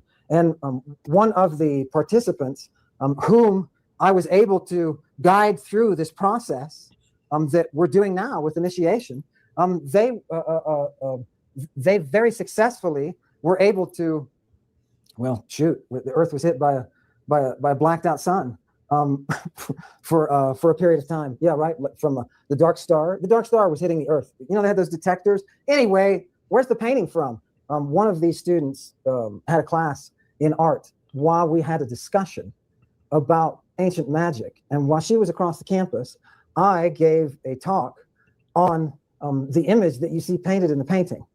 Oh, now we get painting picture info. This is great. Which happened at her, it was a free painting day, and she said she just felt like this image was coming to her. And so, you know, it's part of the magic. It's who is the image? She's bleeding, right? She's bleeding, and she's standing in a pool of blood. Give me an E for effort, though. I admit that I don't know these words. I don't know the language. I don't pretend to. Okay. Could you at least criticize something worth criticizing? Because that just looks a bit asinine. Okay. Should I just stop everything that I'm doing because I mispronounced the words? Yeah. And it almost looks like she's in the water. and you are upside down. Who's this woman? If you were John and you were, you know, you knew that you could get bitten by an asp or by a viper and it wouldn't hurt you, right? And you knew how the water works. You know why Lady Babylon sits on the waters, right? Everybody knows that, right? It's part of the physics that are involved in the magic. Yeah, so necromancy and alchemy, these are all coming back. There's a renaissance. As my new student. Is dyslexia supposed to get better with age over time too? Because I have that as well as autism and ADHD. Keep it coming, and you can just get timed out.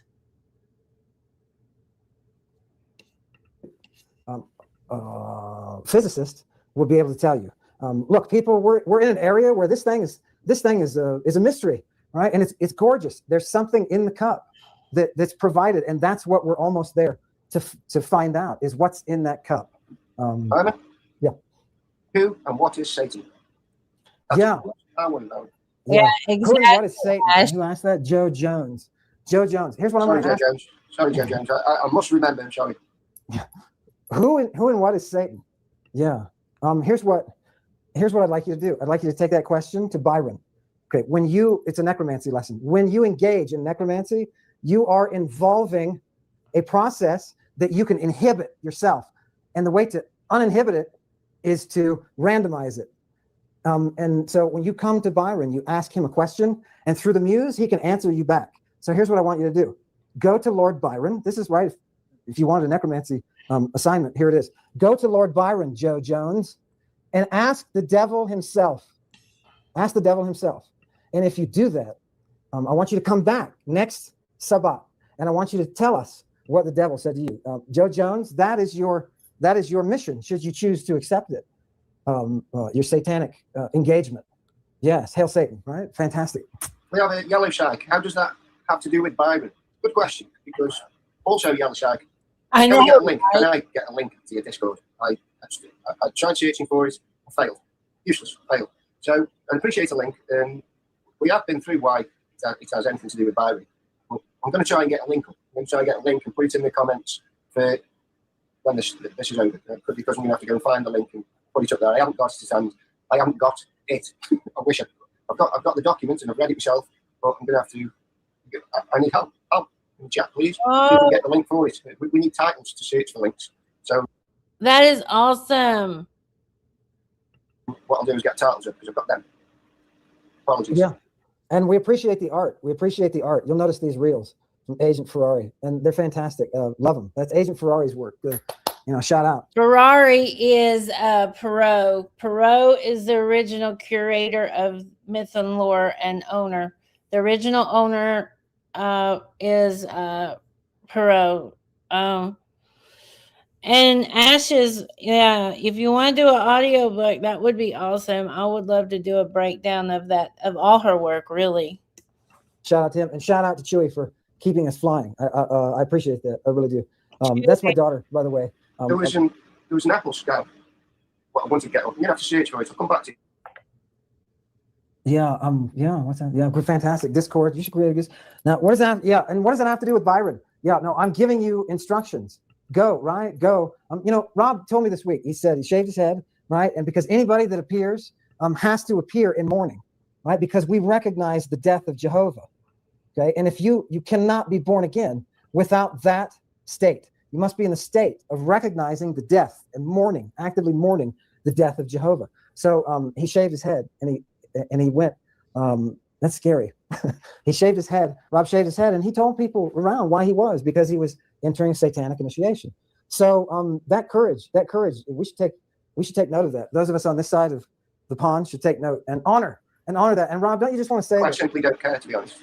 I simply don't care. It's my hair. It's my hair. I'll do what I want with it. Unconquerable freedom. That's what that represents for me. I can, if I want to. I'll do what I want. Yeah. If that's satanic, I'm sorry. Yeah. Amen. Right? I am the amen. For those of you who are interested on the necromantic side as well, it was a specialty of mine. The necromancy thing really turns me on. So for those of you who are interested, there is a seal. Did you hear that? The necromancy really turns him on.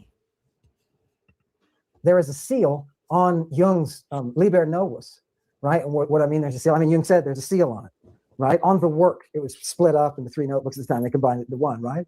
But he says there's a seal on the work. And if you can break that seal, you can talk directly to Ammon. So if you want, if Byron is not your thing, go to the Red Book with Jung and dig around, sniff around for the magician. And once you find that, then and I can hear him as I'm standing here talking to you. I can hear Jung complaining, right? He's ball gagged, so he can't do much. You can only mumble. But I've got his black rod, the serpent rod. I've got it for you, and I want to give it to you. I want to make it common. I want to profane it so that you can use it as a key. So if you're interested in the necromancy side, He's telling you without telling you. He's telling you without telling you. He's telling you without telling you.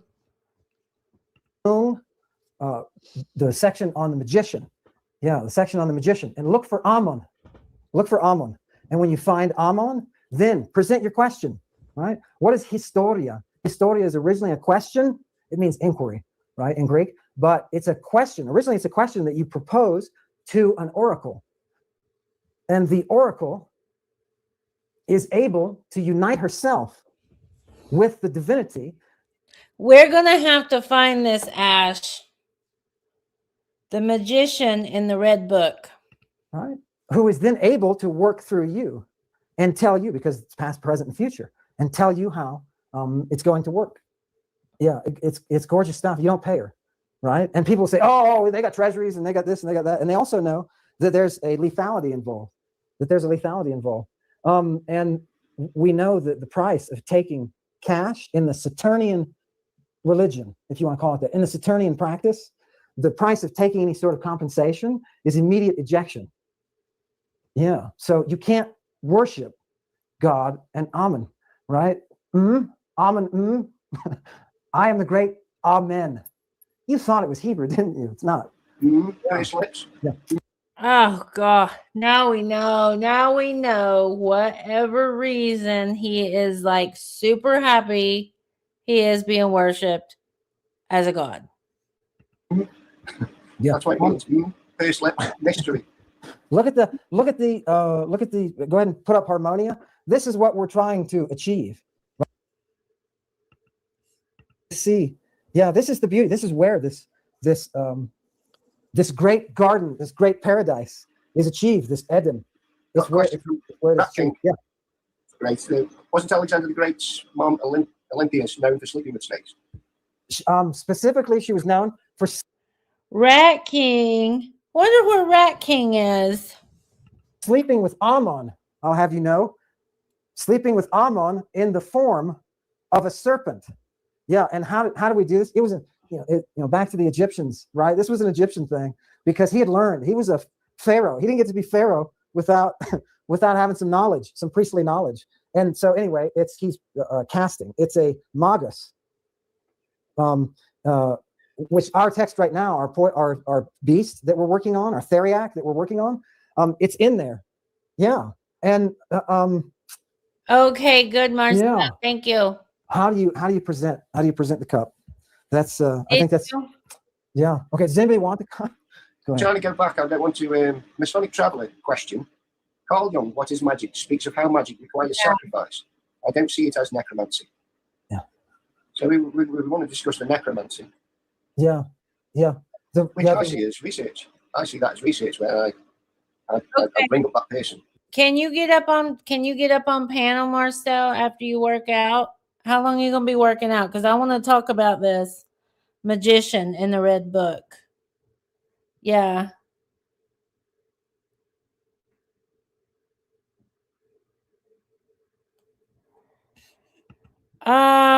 Stinging nettles. I'm getting aggravated with the types of comments that you're leaving. You can go study psychology of cults and why people get into it. I could tell you a hypothesis, but I'm not a trained professional. So it's better to read from someone that is a psychotherapist, possibly, that could tell you better why people would get involved with cults? The problem is, I'll answer that directly. The problem is that Carl Jung, in his red book, so-called, is using necromantic terminology, right? He is using a schema. He's using it of the outline of the universe that was pioneered by necromancers. I'll have you know, Right. I'll have you know, we're in Etruria, and we're dealing with an art that Jung is able to chart out beautifully, beautifully. So is Jung a necromancer? Well, why don't you ask his patient? What's her name? She went off to that Russian school that they shut down because of the pedophilia. Yeah. Isn't that? It was Russian aristocrats. Lots of, this week in Bible study, we talked about Ula and Uliba, and we talked about the aristocrats that they taught using the purple. And somebody asked about Mary, and yeah, there's a Coptic section. I don't do Coptic. I have a lot of respect for those of you who do, and I leave you to the science. But there's a text that, in translation, says that her midwife, Mary's midwife, probed her. She palpated her, insertion of 2 fingers, and had to pull her hand out because it was felt like it was on fire, right? They call it the burning purple for a reason. What's she doing? She was connected with a temple. Yeah, she was connected with a temple. And what do you think they're doing? It's exactly what we found in Bible study. Oh, Jerusalem, right? That's temple. Oh, Jerusalem, Samaria, look what you're doing. So this is a real world. I want people to see the real. If you can start to taste the real, that's what's important. We've got Hyperish as well. There's Rook thinks the how is this a real world, Ammon, unless you're talking about your own world? Red Book came out of a drug experience by Jung. So Jung was dabbling with the dark arts and drugs before he wrote Red Book. According to Rook, I've heard Rook say this. I know he's followed this line, and that's Rook's opinion. Yeah. Hyper-ish Rook thinks the Red Book came out of a drug experience by Jung. Yeah. And, he hinges on Rook. He doesn't hinge on Rook anymore because Rook has had enough and disowned him. I've actually heard him say that Red Book came out of psychic. He says he took a few years off and went kind of reclusive for a period of time. And during that time, he was thinking, there's no evidence for it as he's dabbling in. Yeah. Yeah. It's not light reading, right? It's not light reading. But I do appreciate if you that's why the sea goat has is half fish, because of the deep heaviness of the subconscious in which Capricorns seem to live in because of being ruled by Saturn. So in order to understand the gross and profane, in order to make sense of why these things exist, you actually have to look at it, but you have to be able to have some form of balance. Stinging nettles, are you listening? You have to have some form of balance so that you do not fall off the edge and become the thing you are looking at. You can appreciate the power of images, which Jung obviously does. And like they did in antiquity, because remember, the idolatry is just the power of those images. Even one that doesn't. Yep, exactly. I just want to show you one and give you the appreciation. Here. Oh, look at what on earth is going on in this. Wow, viewers, do you see that? Do you see that? Now I know how those Jungians, they were the first. They were the original miners, of the mind. They're the ones who crept in there and got done what they needed to get done. Ask his patient. He'll know what a dragon is. Don't worry. Petrarch, people, if you're more interested necromantically, if you're more necromantically inclined, go to Petrarch. He wrote a work called the Secretum. I'm giving it all out tonight. He speaks about the code that he uses in it. Okay, you'll notice, I think section 3.5. No, or is it 350? I can't remember. Anyway, it's Petrarch, and it's called The Secret. And in the preface of that, you will see the physics laid out of how this necromancy works. Petrarch uses necromancy with Augustine. And in order to get there, he goes through the muse, whom he calls, who's he call? You read this, didn't you? Didn't you, Rob? It's siphoning energy off the woman. It is exactly what Lilith said. This is exactly what Lilith was talking about in her video. Absolutely. This is what she's talking about. This is what I've been talking about. This is why my craft mothers in 1999, 2000 said, do not get involved with a ceremonial magician because they use women as a catalyst to the divine. Initiate. You read this, didn't you? I haven't read the red book, no. Oh, okay. Well, find out. Yeah, Veritas, right? Oh, well. She is the truth. She is that truth, right? She is Sophia. For those of you who don't realize it, we're trying to find Sophia, and people were asking, well, what about? It's almost like he's teasing us with both genders. Yeah, I am, because you get down there, and you find that Aphrodite has a penis. Yeah, I'm not kidding you. If we have to go back to the earliest sculpture, This reminds me of what She of Whatever last night's stream was talking about, how there's been an uptake in the graping of transgender women. we'll find that she's got that penis, and she uses it. And why? How is that part of? I wrote a book called Hermaphrodites, Gynomorphs, and Jesus. Right. So yeah, this is good stuff. You people don't buy it, pirate it, because pirate it. Nobody gets it, but it doesn't pirate it. Yeah, good stuff. Good stuff. Jen. There was a question, and my board is weird. What do you think went on? Yeah. Petrarch the Secret. Byron, if you want to speak to Satan directly, and I know Joe will, right, report back to us and let us know what Satan told him as the answer to his question. And Petrarch is working with working with Veritas. He's working with the truth, right? But not just the truth on paper. He's working with her. So this is a sacred feminine power. We need to. The last thing we do before we take the redheaded boy's blood that we've been putting over the spit and bleeding, the last thing we do is that we gather the wolf's testicles, right? So the dragons and the wolves, we have a Greek text that tells us these are positions of temples, right? Positions at temples. These are guardians. They're guardians. So you can take one of these wolves, and if you get his testicles, and why would a wolf be giving you his testicles? Because of what makes Rob so uncomfortable, and that is the pederasty, right? It comes back to the pederasty. Biochemically, it comes back to the pederasty.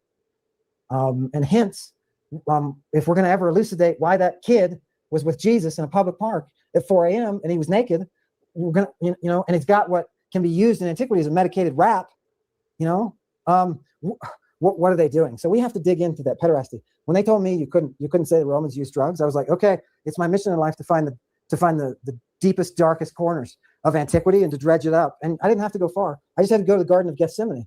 Yeah, I love it. What's with the redhead? What's with the redhead? What's with the redhead? Rob's got a theory about what the head thing are. What the head thing? Rob, where did these? Okay, I'm going to slow this down so we can understand this Brit. Red-headed Scots come from? You with Saint Andrew. Saint Andrew brought him over. There's a legend.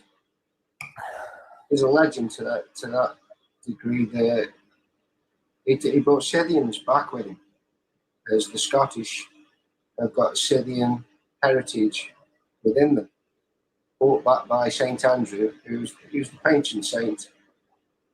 And that makes sense. If I compared that to my own genealogy, I was born redhead and it went to Red Auburn.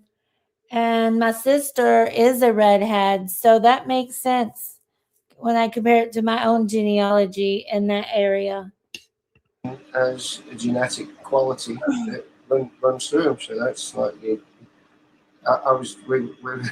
were laughing, weren't we, yesterday, because I said to you, yeah, that's kind of a stereotypical Scottish guy who you're talking about with the red hair, pale skin and the pimples. And I'm like saying, yeah, I can see a Scottish guy. And that's stereotyping, which is something I shouldn't do. But it is a stereotype. There is that stereotype. It makes you wonder, is there some genetic thing going on? Is there something involved here that we have to have that Aryan, that Black Sea, late Bronze Age gene in order? I mean, in the Crimea, right, where all the interest is now, They still have women who are performing death rites, right? They're Some sort of performing story, yeah. sacrifices and using dotes and antidotes, poisons to do it. And I agree. is that the source? Is that the origin? People are. I think gingers have no souls. Gingers have souls. Of course, that gingers have souls. He said gingers have no souls. He does look very different. He does look very, very different. Yeah, because if we go back here, The use of natural elements to see the difference? Very different. Very different. And this was just what, 2 or 3 years? 2 or 3 years. Yellow Shark is asking who brought them over, and it was Saint Andrew. That's the legend. It's Saint Andrew. So it's something about their genetics, right? It's some way that they process the chemical, and it's obviously they're taking a kid. They're saying you can't sexually satisfy him. He has to remain in this agitated state while you're collecting his blood. And so you take a kid, obviously going through puberty with his pimples. And by the way, there are female performers, right, in sheer outfits, right, oiling themselves and dancing. So is this doing something for the redhead? Is it somehow when you put him into that death state and then presumably bring him back because you're performing these death and resurrection rites? Is there something about his state of mind? A peculiar combination. This is what brings us the orge, right? A peculiar combination of fear or panic and sexual intensity puts you into a place where you can chemically produce a substance that was used like adrenochrome in this initiation. I mean, it's great. And what do you have to do with the wolf? You have to get his testicles. You get his testicles straight up. And so somebody can put all this biochemistry together and figure out what's going on. But genetically, there's a link there. We can't escape that history. You need those sons of God, to produce that substance. They say that ambrosia flows in the veins of the gods. Rob, you were talking about horsemen. You were talking about Mongolian horsemen drinking their own horse's blood in a kind of a vampiric way to stay alive. Yeah. That symbiosis. Yeah. We've got Yellow Shark. Can we talk about the astrological aspects of Lady Babylon? Is the waters the elliptical plane? Is the beast Hydra? Yeah. It's a question, but tell us about the whole astrological makeup of this situation. Yeah, the astrological aspects of Lady Babylon. Sure, I'll just mention a few things. I'll just throw a few things out, right? She's that queen with the stars, and she's presented on the Greek side as having a black cloak, a black peplos. It's actually a peplos, covered with stars. And so right away, you know exactly what religious neighborhood you're in. And people say, what are they doing with the stars? It's the religion of the sun, the moon, and the stars, right? The Saturnian golden age. You know who we worship? We worship the sun, the moon, and the stars. And what do we do with those? We draw down the stars, right? Mm-hmm. That's what our action is. That's why Snappy named his channel Drawing Down the Stars. Let's look up Saturnian cult.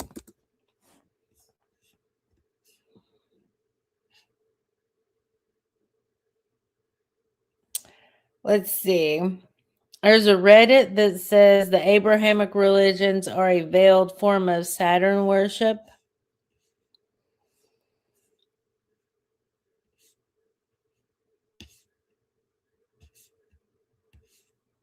The cult of Saturn. We need to look more into this.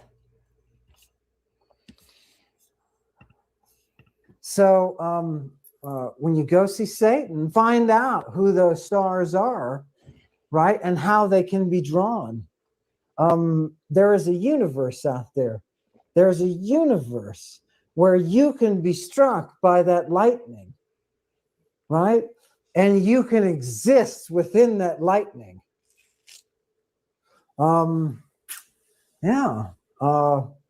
Do you want it? Do you have ears to hear?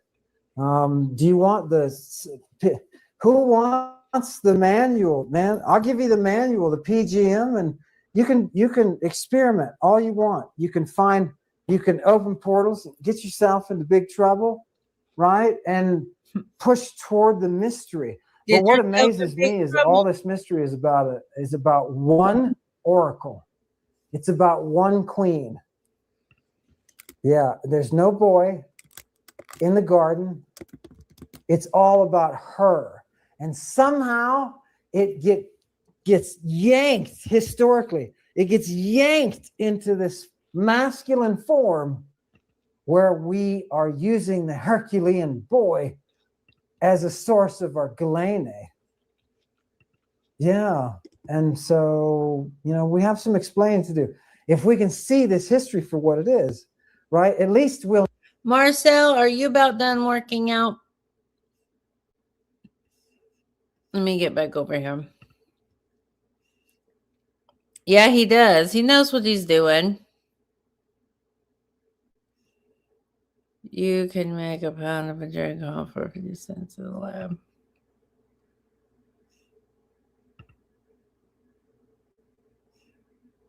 Isn't it pink or purple? Oh, it is purple. Okay. You've seen it?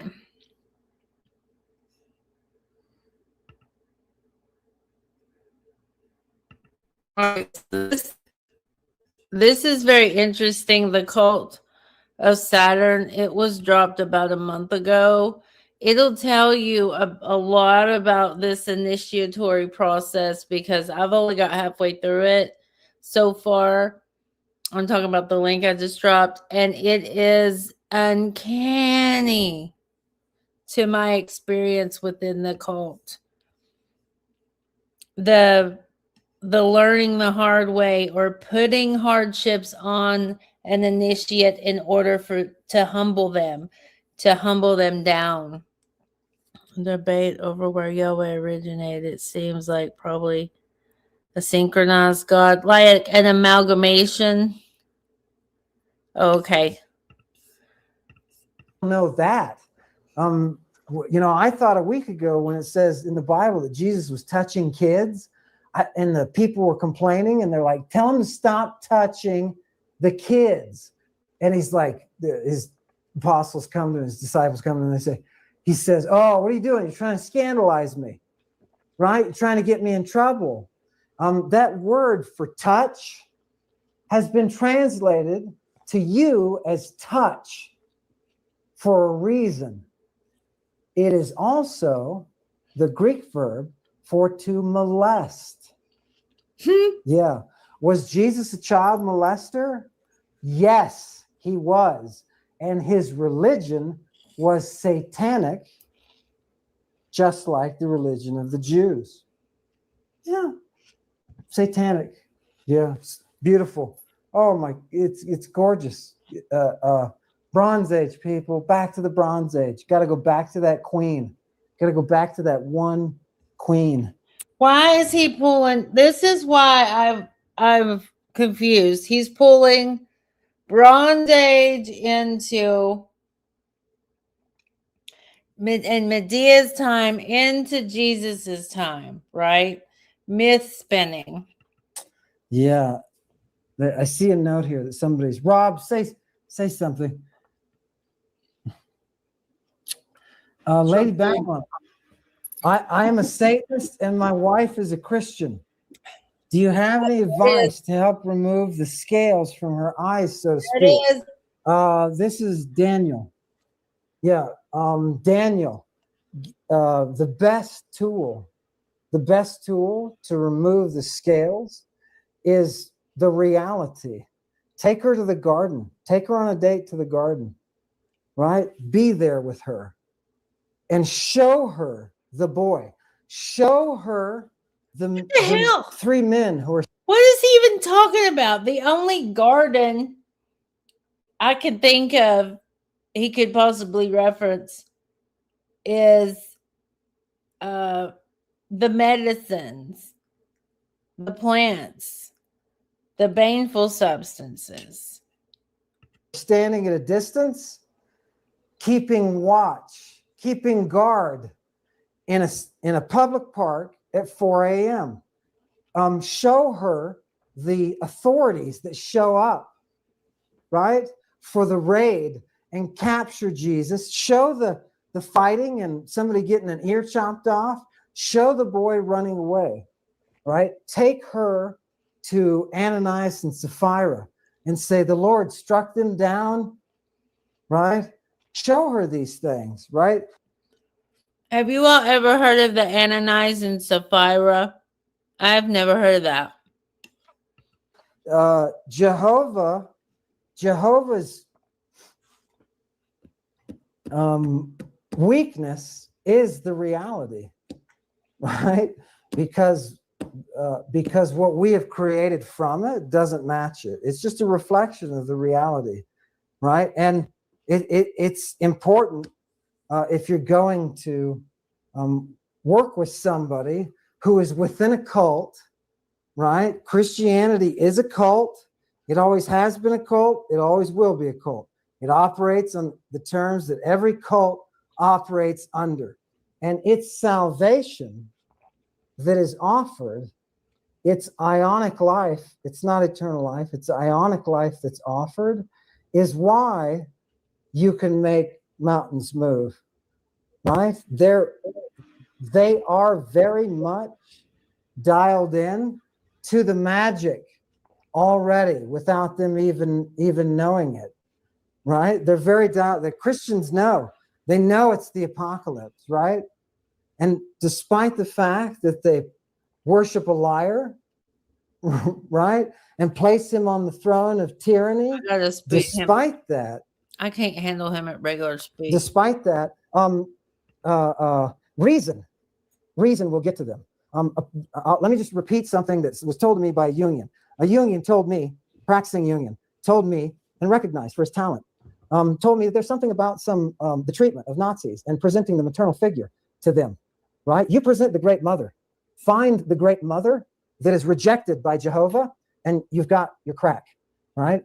That power, that feminine power, that mother who is the Virgin Mother, right? That, imagine, in every temple, you bring 3 forces together. Okay, I'm just telling you old Roman magic.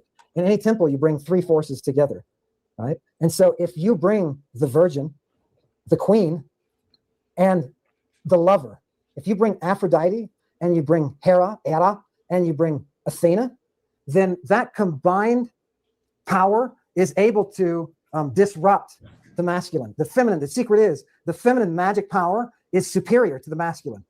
That's why Zeus is always looking over, the Greeks recognizes, Zeus is always looking over his shoulder because the Sibyl has said he's going to be overthrown, right? Jehovah will die, right? That's all there is to it. Yep. All right, I'm bored with that one. I'm going back to this one. I want to watch it again because I think it's very relevant. Affect your surroundings. It is most essentially magic. It is often translated straight up as sorcery. But yeah, Tammy, it is specifically in all the references that I've seen it is most basically the use of the elements in your environment to manipulate nature in a way that you desire. It is magic. And those elements are the drugs, what you and I would call the drugs. Drugs that are found in plants, drugs that are found in soils, drugs that are found in living venoms. This natural world with its elements can be a tool for manipulating your existence within the cosmos. So let me give you an example. The best example of pharmakeia, and you'll see it associated with this all the time, is the erotic magic. So you want somebody to be attracted to you. Say you're Jason and you're off to seduce Medea. You can use the elements of nature in order to hedge your bets. You can drug her in order to abduct her and rape her and bear children with her. Okay, this is the thought process that pharmakeia facilitates. Most of these things that you call sorcery and witchcraft, they're the use of the natural elements of the world in order to affect an erotic response. So all of the creams, all of the perfumes, all of the salves and ointments that we're going to be using, or that Circe is going to be using, or the Temple of Aphrodite is going to be using, this is the magic, the sorcery that brings us that real mystery. You truly cannot be inspired until you've been manipulated by that witch. And that witch uses pharmakeia. So people would say today pharmakeia is the use of drugs in antiquity, something like that. The use of drugs in antiquity.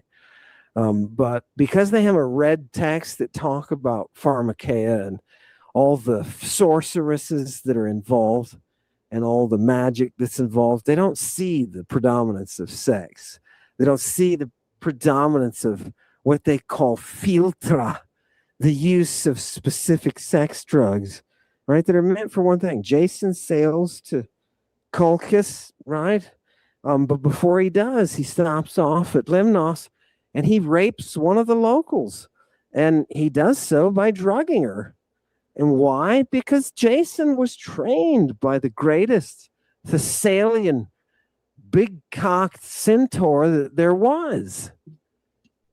And what was his magic? It was all the drugs. He actually gives her, the Greek says, he drugs her and rapes her.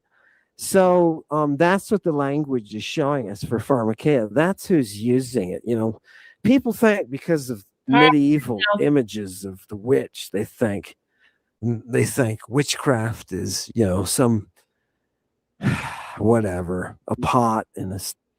All right. I found a synopsis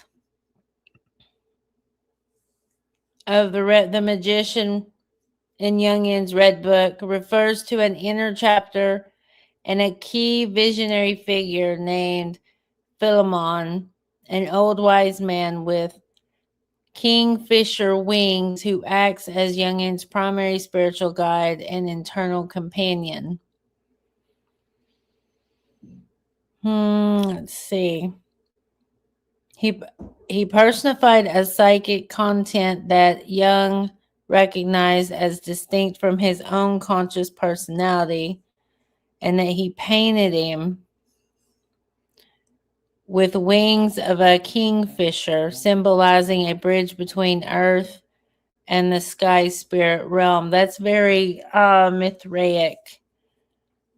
And Philemon taught Jung that there are things in the psyche that the subconscious mind does not produce, but which produce themselves and have their own life. I wonder if that is in any connection to the dreams, him going into people's dreams. All right, because he is able to go into people's dreams. And it's a big thing. It's a big thing in this circle. To the Gnostic mysteries via the 7 sermons of the dead. Hold on. What is this? We'll go to a blogger. The magician. All right. In this long section of Liber Secundus, we are introduced to Philemon, the magician, who later introduces Jung to the Gnostic mysteries via the 7 sermons of the dead. Marcel, do you know if the 7 sermons of the dead is in the Red Book, or is it a separate text? Jung tells us that Philemon's magical rod lies in a cupboard together with the 6th and 7th books of Moses and the wisdom of Hermes Trismegistus. Interestingly, Jung himself kept the Red Book in his kitchen cupboard at Koznak, where it remained even for years after his death. Wow.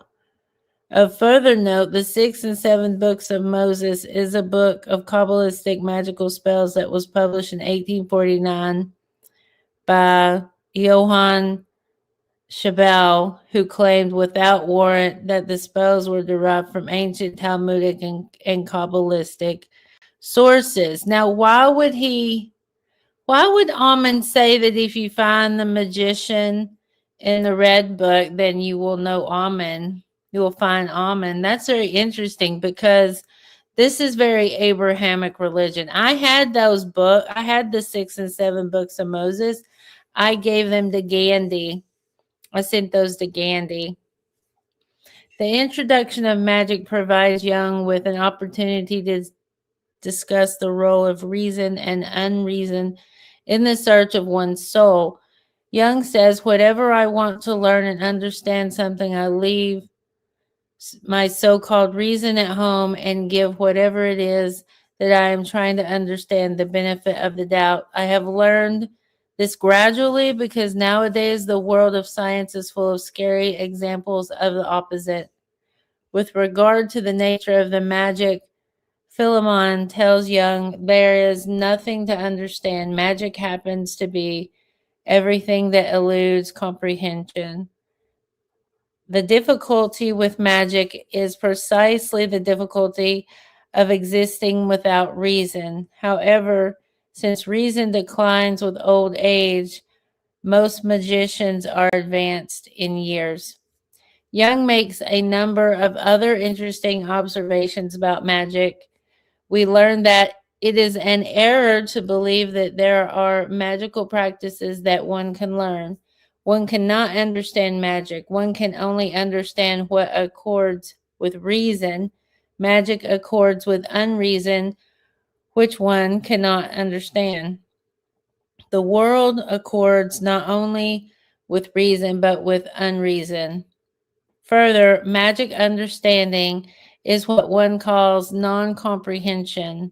One calls incomprehensible workings magical.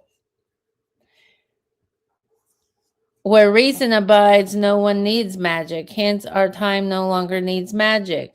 Only those without reason need it to replace their lack of reason. So there's either magic or reason. That doesn't. And if Ammon is constantly talking about reason,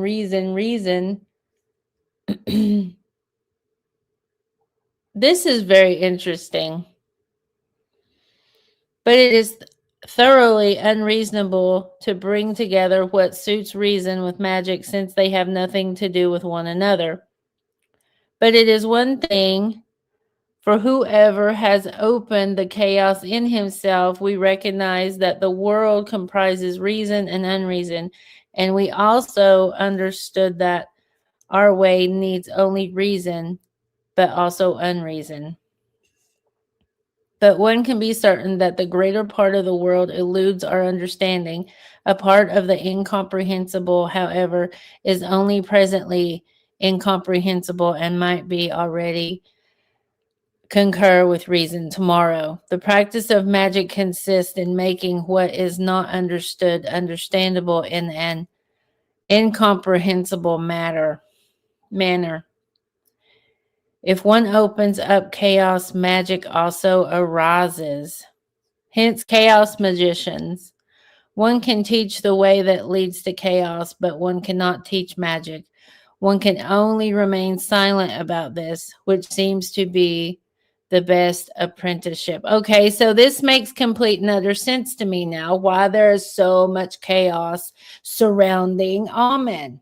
So much chaos. It's utter chaos around him all the time.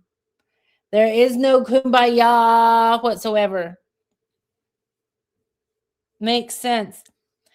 How can we understand this series of pronouncements that link magic with reason, uncomprehension, and inner chaos?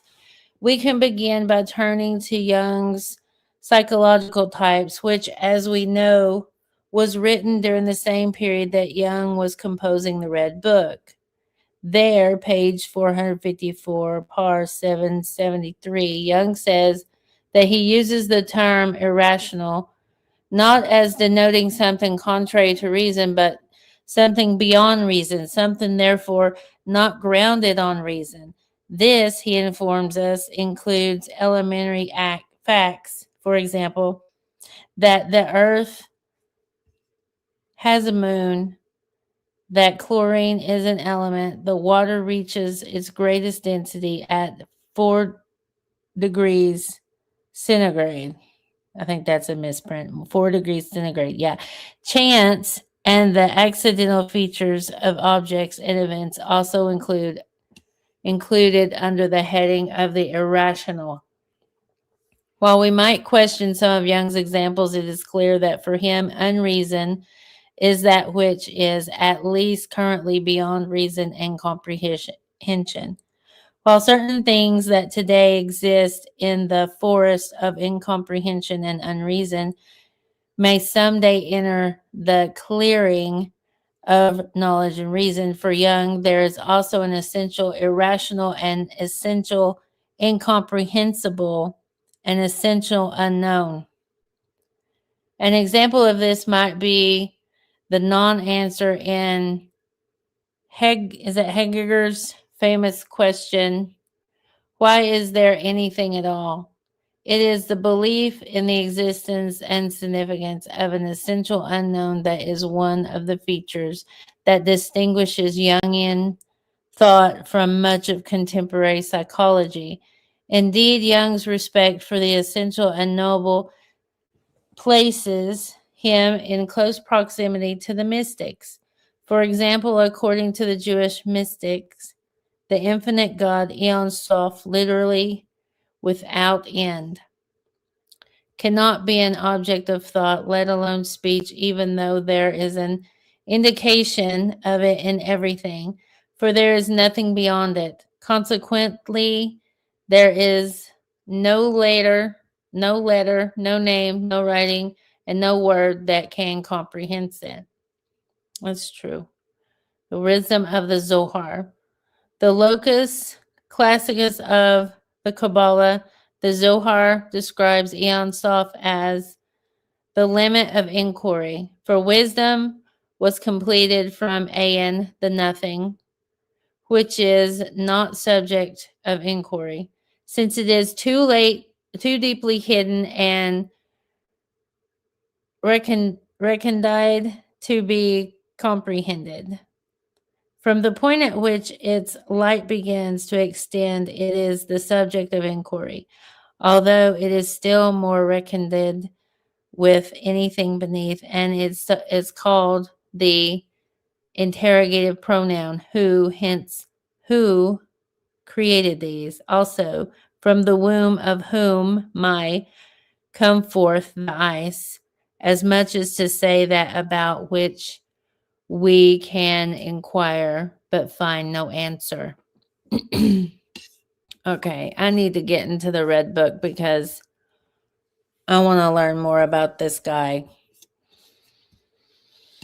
I'm going to finish the article, though. That'd be silly not to. Okay. Jung equated the infinite God with the unconscious, as the two were, for him, psychologically indistinguishable, and he regarded the unconscious as containing an element of the essential unknown. In his relations of the ego to the unconscious, Jung later wrote, there is little hope of our being able to reach even an approximate consciousness of self, whence, however much we make consciousness, there will always exist an intermediate and indeterminate and undeterminable amount of unconscious material which belongs to the totality of the self. In contrast of those of the positivist and naturalistic viewpoint, who hold that the entire cosmos, including the human mind, is a rational order system that will be progressively subject to the conquest of human theory and knowledge. Jung held that the deepest, most interesting layers of the soul presented themselves as insuperable mysteries that are essentially impenetrable to human reason, and further, that it is only through the confrontation of such mysteries and the psychological chaos that results from this confrontation that one can fully encounter one's soul and become individuated as a self. This, for Jung, is the magic of Philemon, and indeed of a true depth psychology. In a letter to Hans Schmid, I'm not going to do it, Jung writes, the core of the individual is a mystery of life, which dies when it is grasped. That is why in the latter stages of analysis, we must help the other to come to those hidden and unopenable symbols in which the seed of life lies securely hidden, like the tender seed of a hard shell. So it's like getting down to who you were before anybody told you who you were, before being conditioned by society and your environment, because we're always told this and that and this and that. 6 months after Jung's letter to Schmidt, a young philosopher, Ludwig Wittgenstein, who would soon become the darling of logical positivism, wrote in his notes, the I is what is deeply mysterious. And less than 3 years later, we feel that even when all possible scientific questions have been answered, the problems of life remain completely untouched. According to Wittgenstein, there are indeed things that cannot be put into words. They make themselves manifest. They are what is mystical. That is very interesting, y'all. I know it's a long read. Let me get back up here. Where are we at? Okay, where are we at? I'm about to exercise too. There you go. Once I get done, I'm going to get on the yoga mat for an hour. The 7 sermons, yes. Okay. Ammon takes from these a lot. Yeah. Yes, people be seeing him in the dreams, and that's like a major situation with people. Yeah, he's come to me in my dreams. The last dream he come to me, he's like, if you ever make me look bad, I'm going to unalive you. That was the last dream. He was in the paper, in the court documents, he was accused of dream raping, and a lot of people have said that it's been very sexual, these things in these dreams with him. Jung was very much into the whole dream thing too. Is his own 7 sermons of the dead. Okay. What Ammon is doing and getting us to do is the path of the magician. Jung goes on into that chapter. It's finding your personal muse or God. Read the Devil's Dictionary by Cybernetics. Places much of this subject into logical understanding. Okay, hold on. Devil's Dictionary on Cybernetics. Devil's Dictionary on Cybernetics. Cybernetics. How old is that?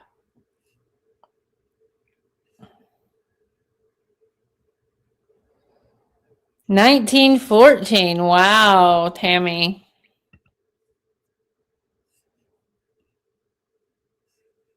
Let's see. Okay.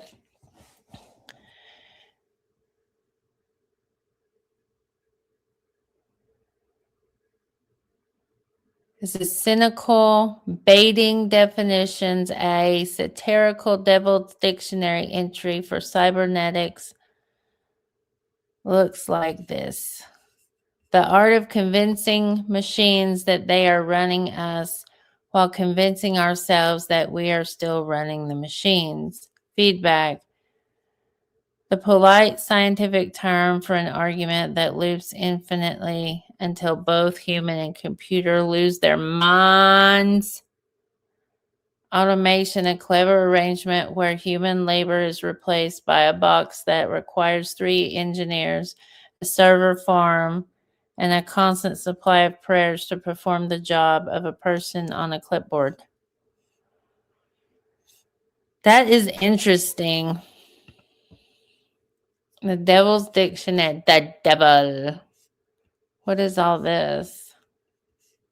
I don't think that's it. Is this right, though? This one here? Is this what you're talking about, Tammy?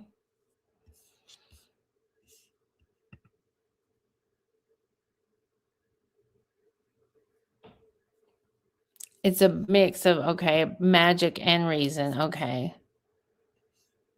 I'm going to have to get in these 7 sermons. I'm going to have to get into these 7 sermons. Yes, it's about getting to the real you. Yeah. Yeah. Why do we have to do all these different types of drugs? Okay, so why is he talking about the different drug compounds and all this other mixing of stuff?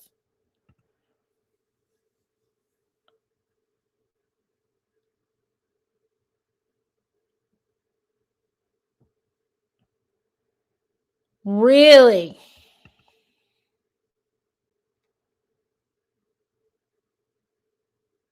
It's not? Okay. Okay, so this part here, this it right here?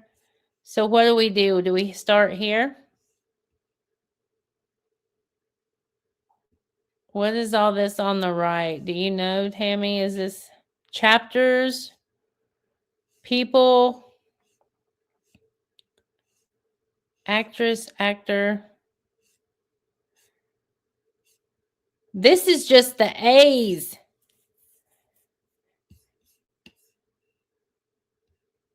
Look here. I'm going to drop this link. This is madness. This is utter madness, Tammy.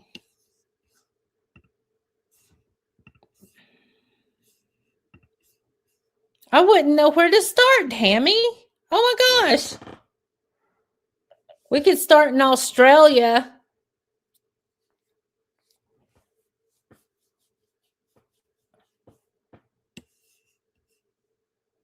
Oh my gosh, a country lying in the South Sea whose industrial and commercial development has been unspeakably retarded by an unfortunate dispute among geographers as to whether it is a continent or an island. Oh my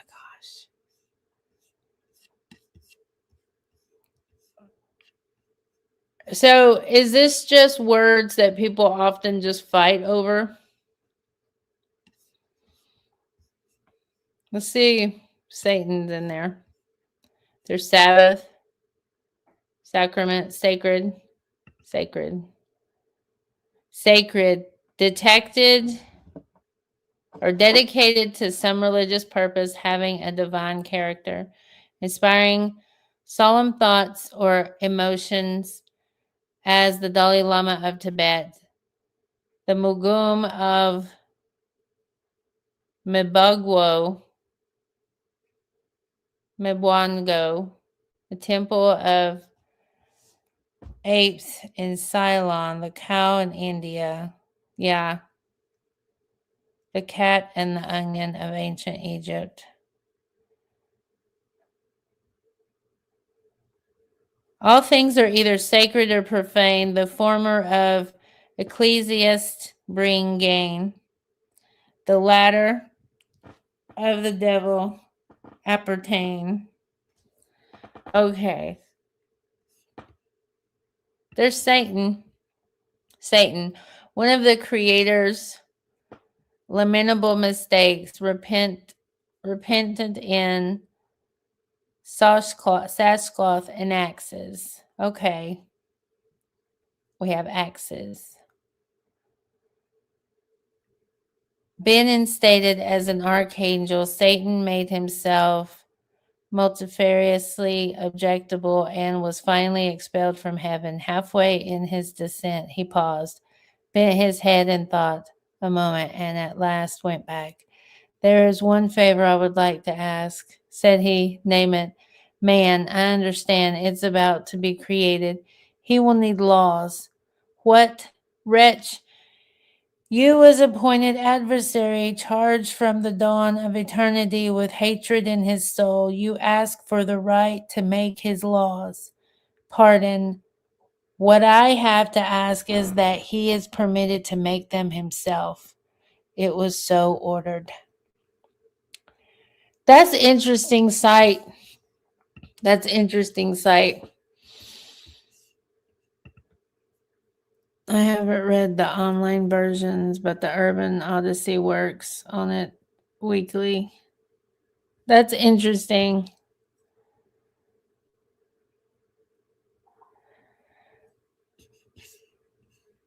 You going to get a quick shower? Are you going to come up here and talk about some stuff? That would be fun.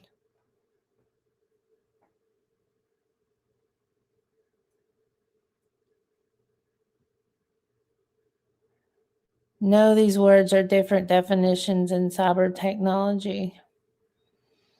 Okay. You have a site?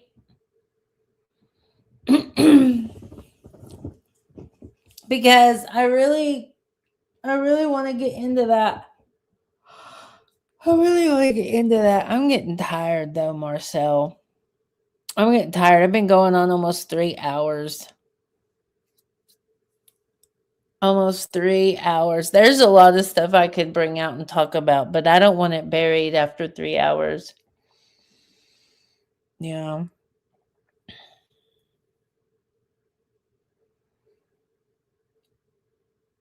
Yeah. Marcel, if you're listening, I'm going to go. I'm going to sign off. I'm going to go get on the mat and then I might take a nap. I'll probably do another stream tonight because I've decided I'm going to be streaming a lot. I'm streaming a lot. So, all right, I'm going to go, guys. Thank you all for hanging out. We covered a lot of stuff. We looked at a lot of stuff, a lot of deeper hidden meanings. We looked at some Ammon joy that needs to be decoded. Much more needs to be decoded. Very interesting. It's in the loops. In the Greek is the distraction. Thank you guys for hanging out with me.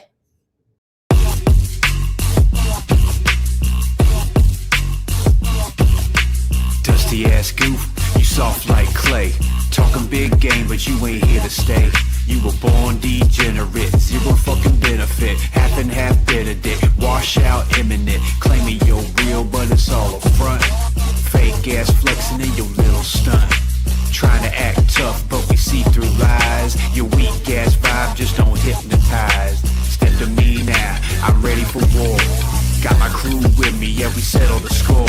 There's anger inside, that's burning like fire. You wish you stayed quiet when you feel my ire. Dusty ass goof, you think you slick? I'm coming for you, yeah, I'm bringing that brick.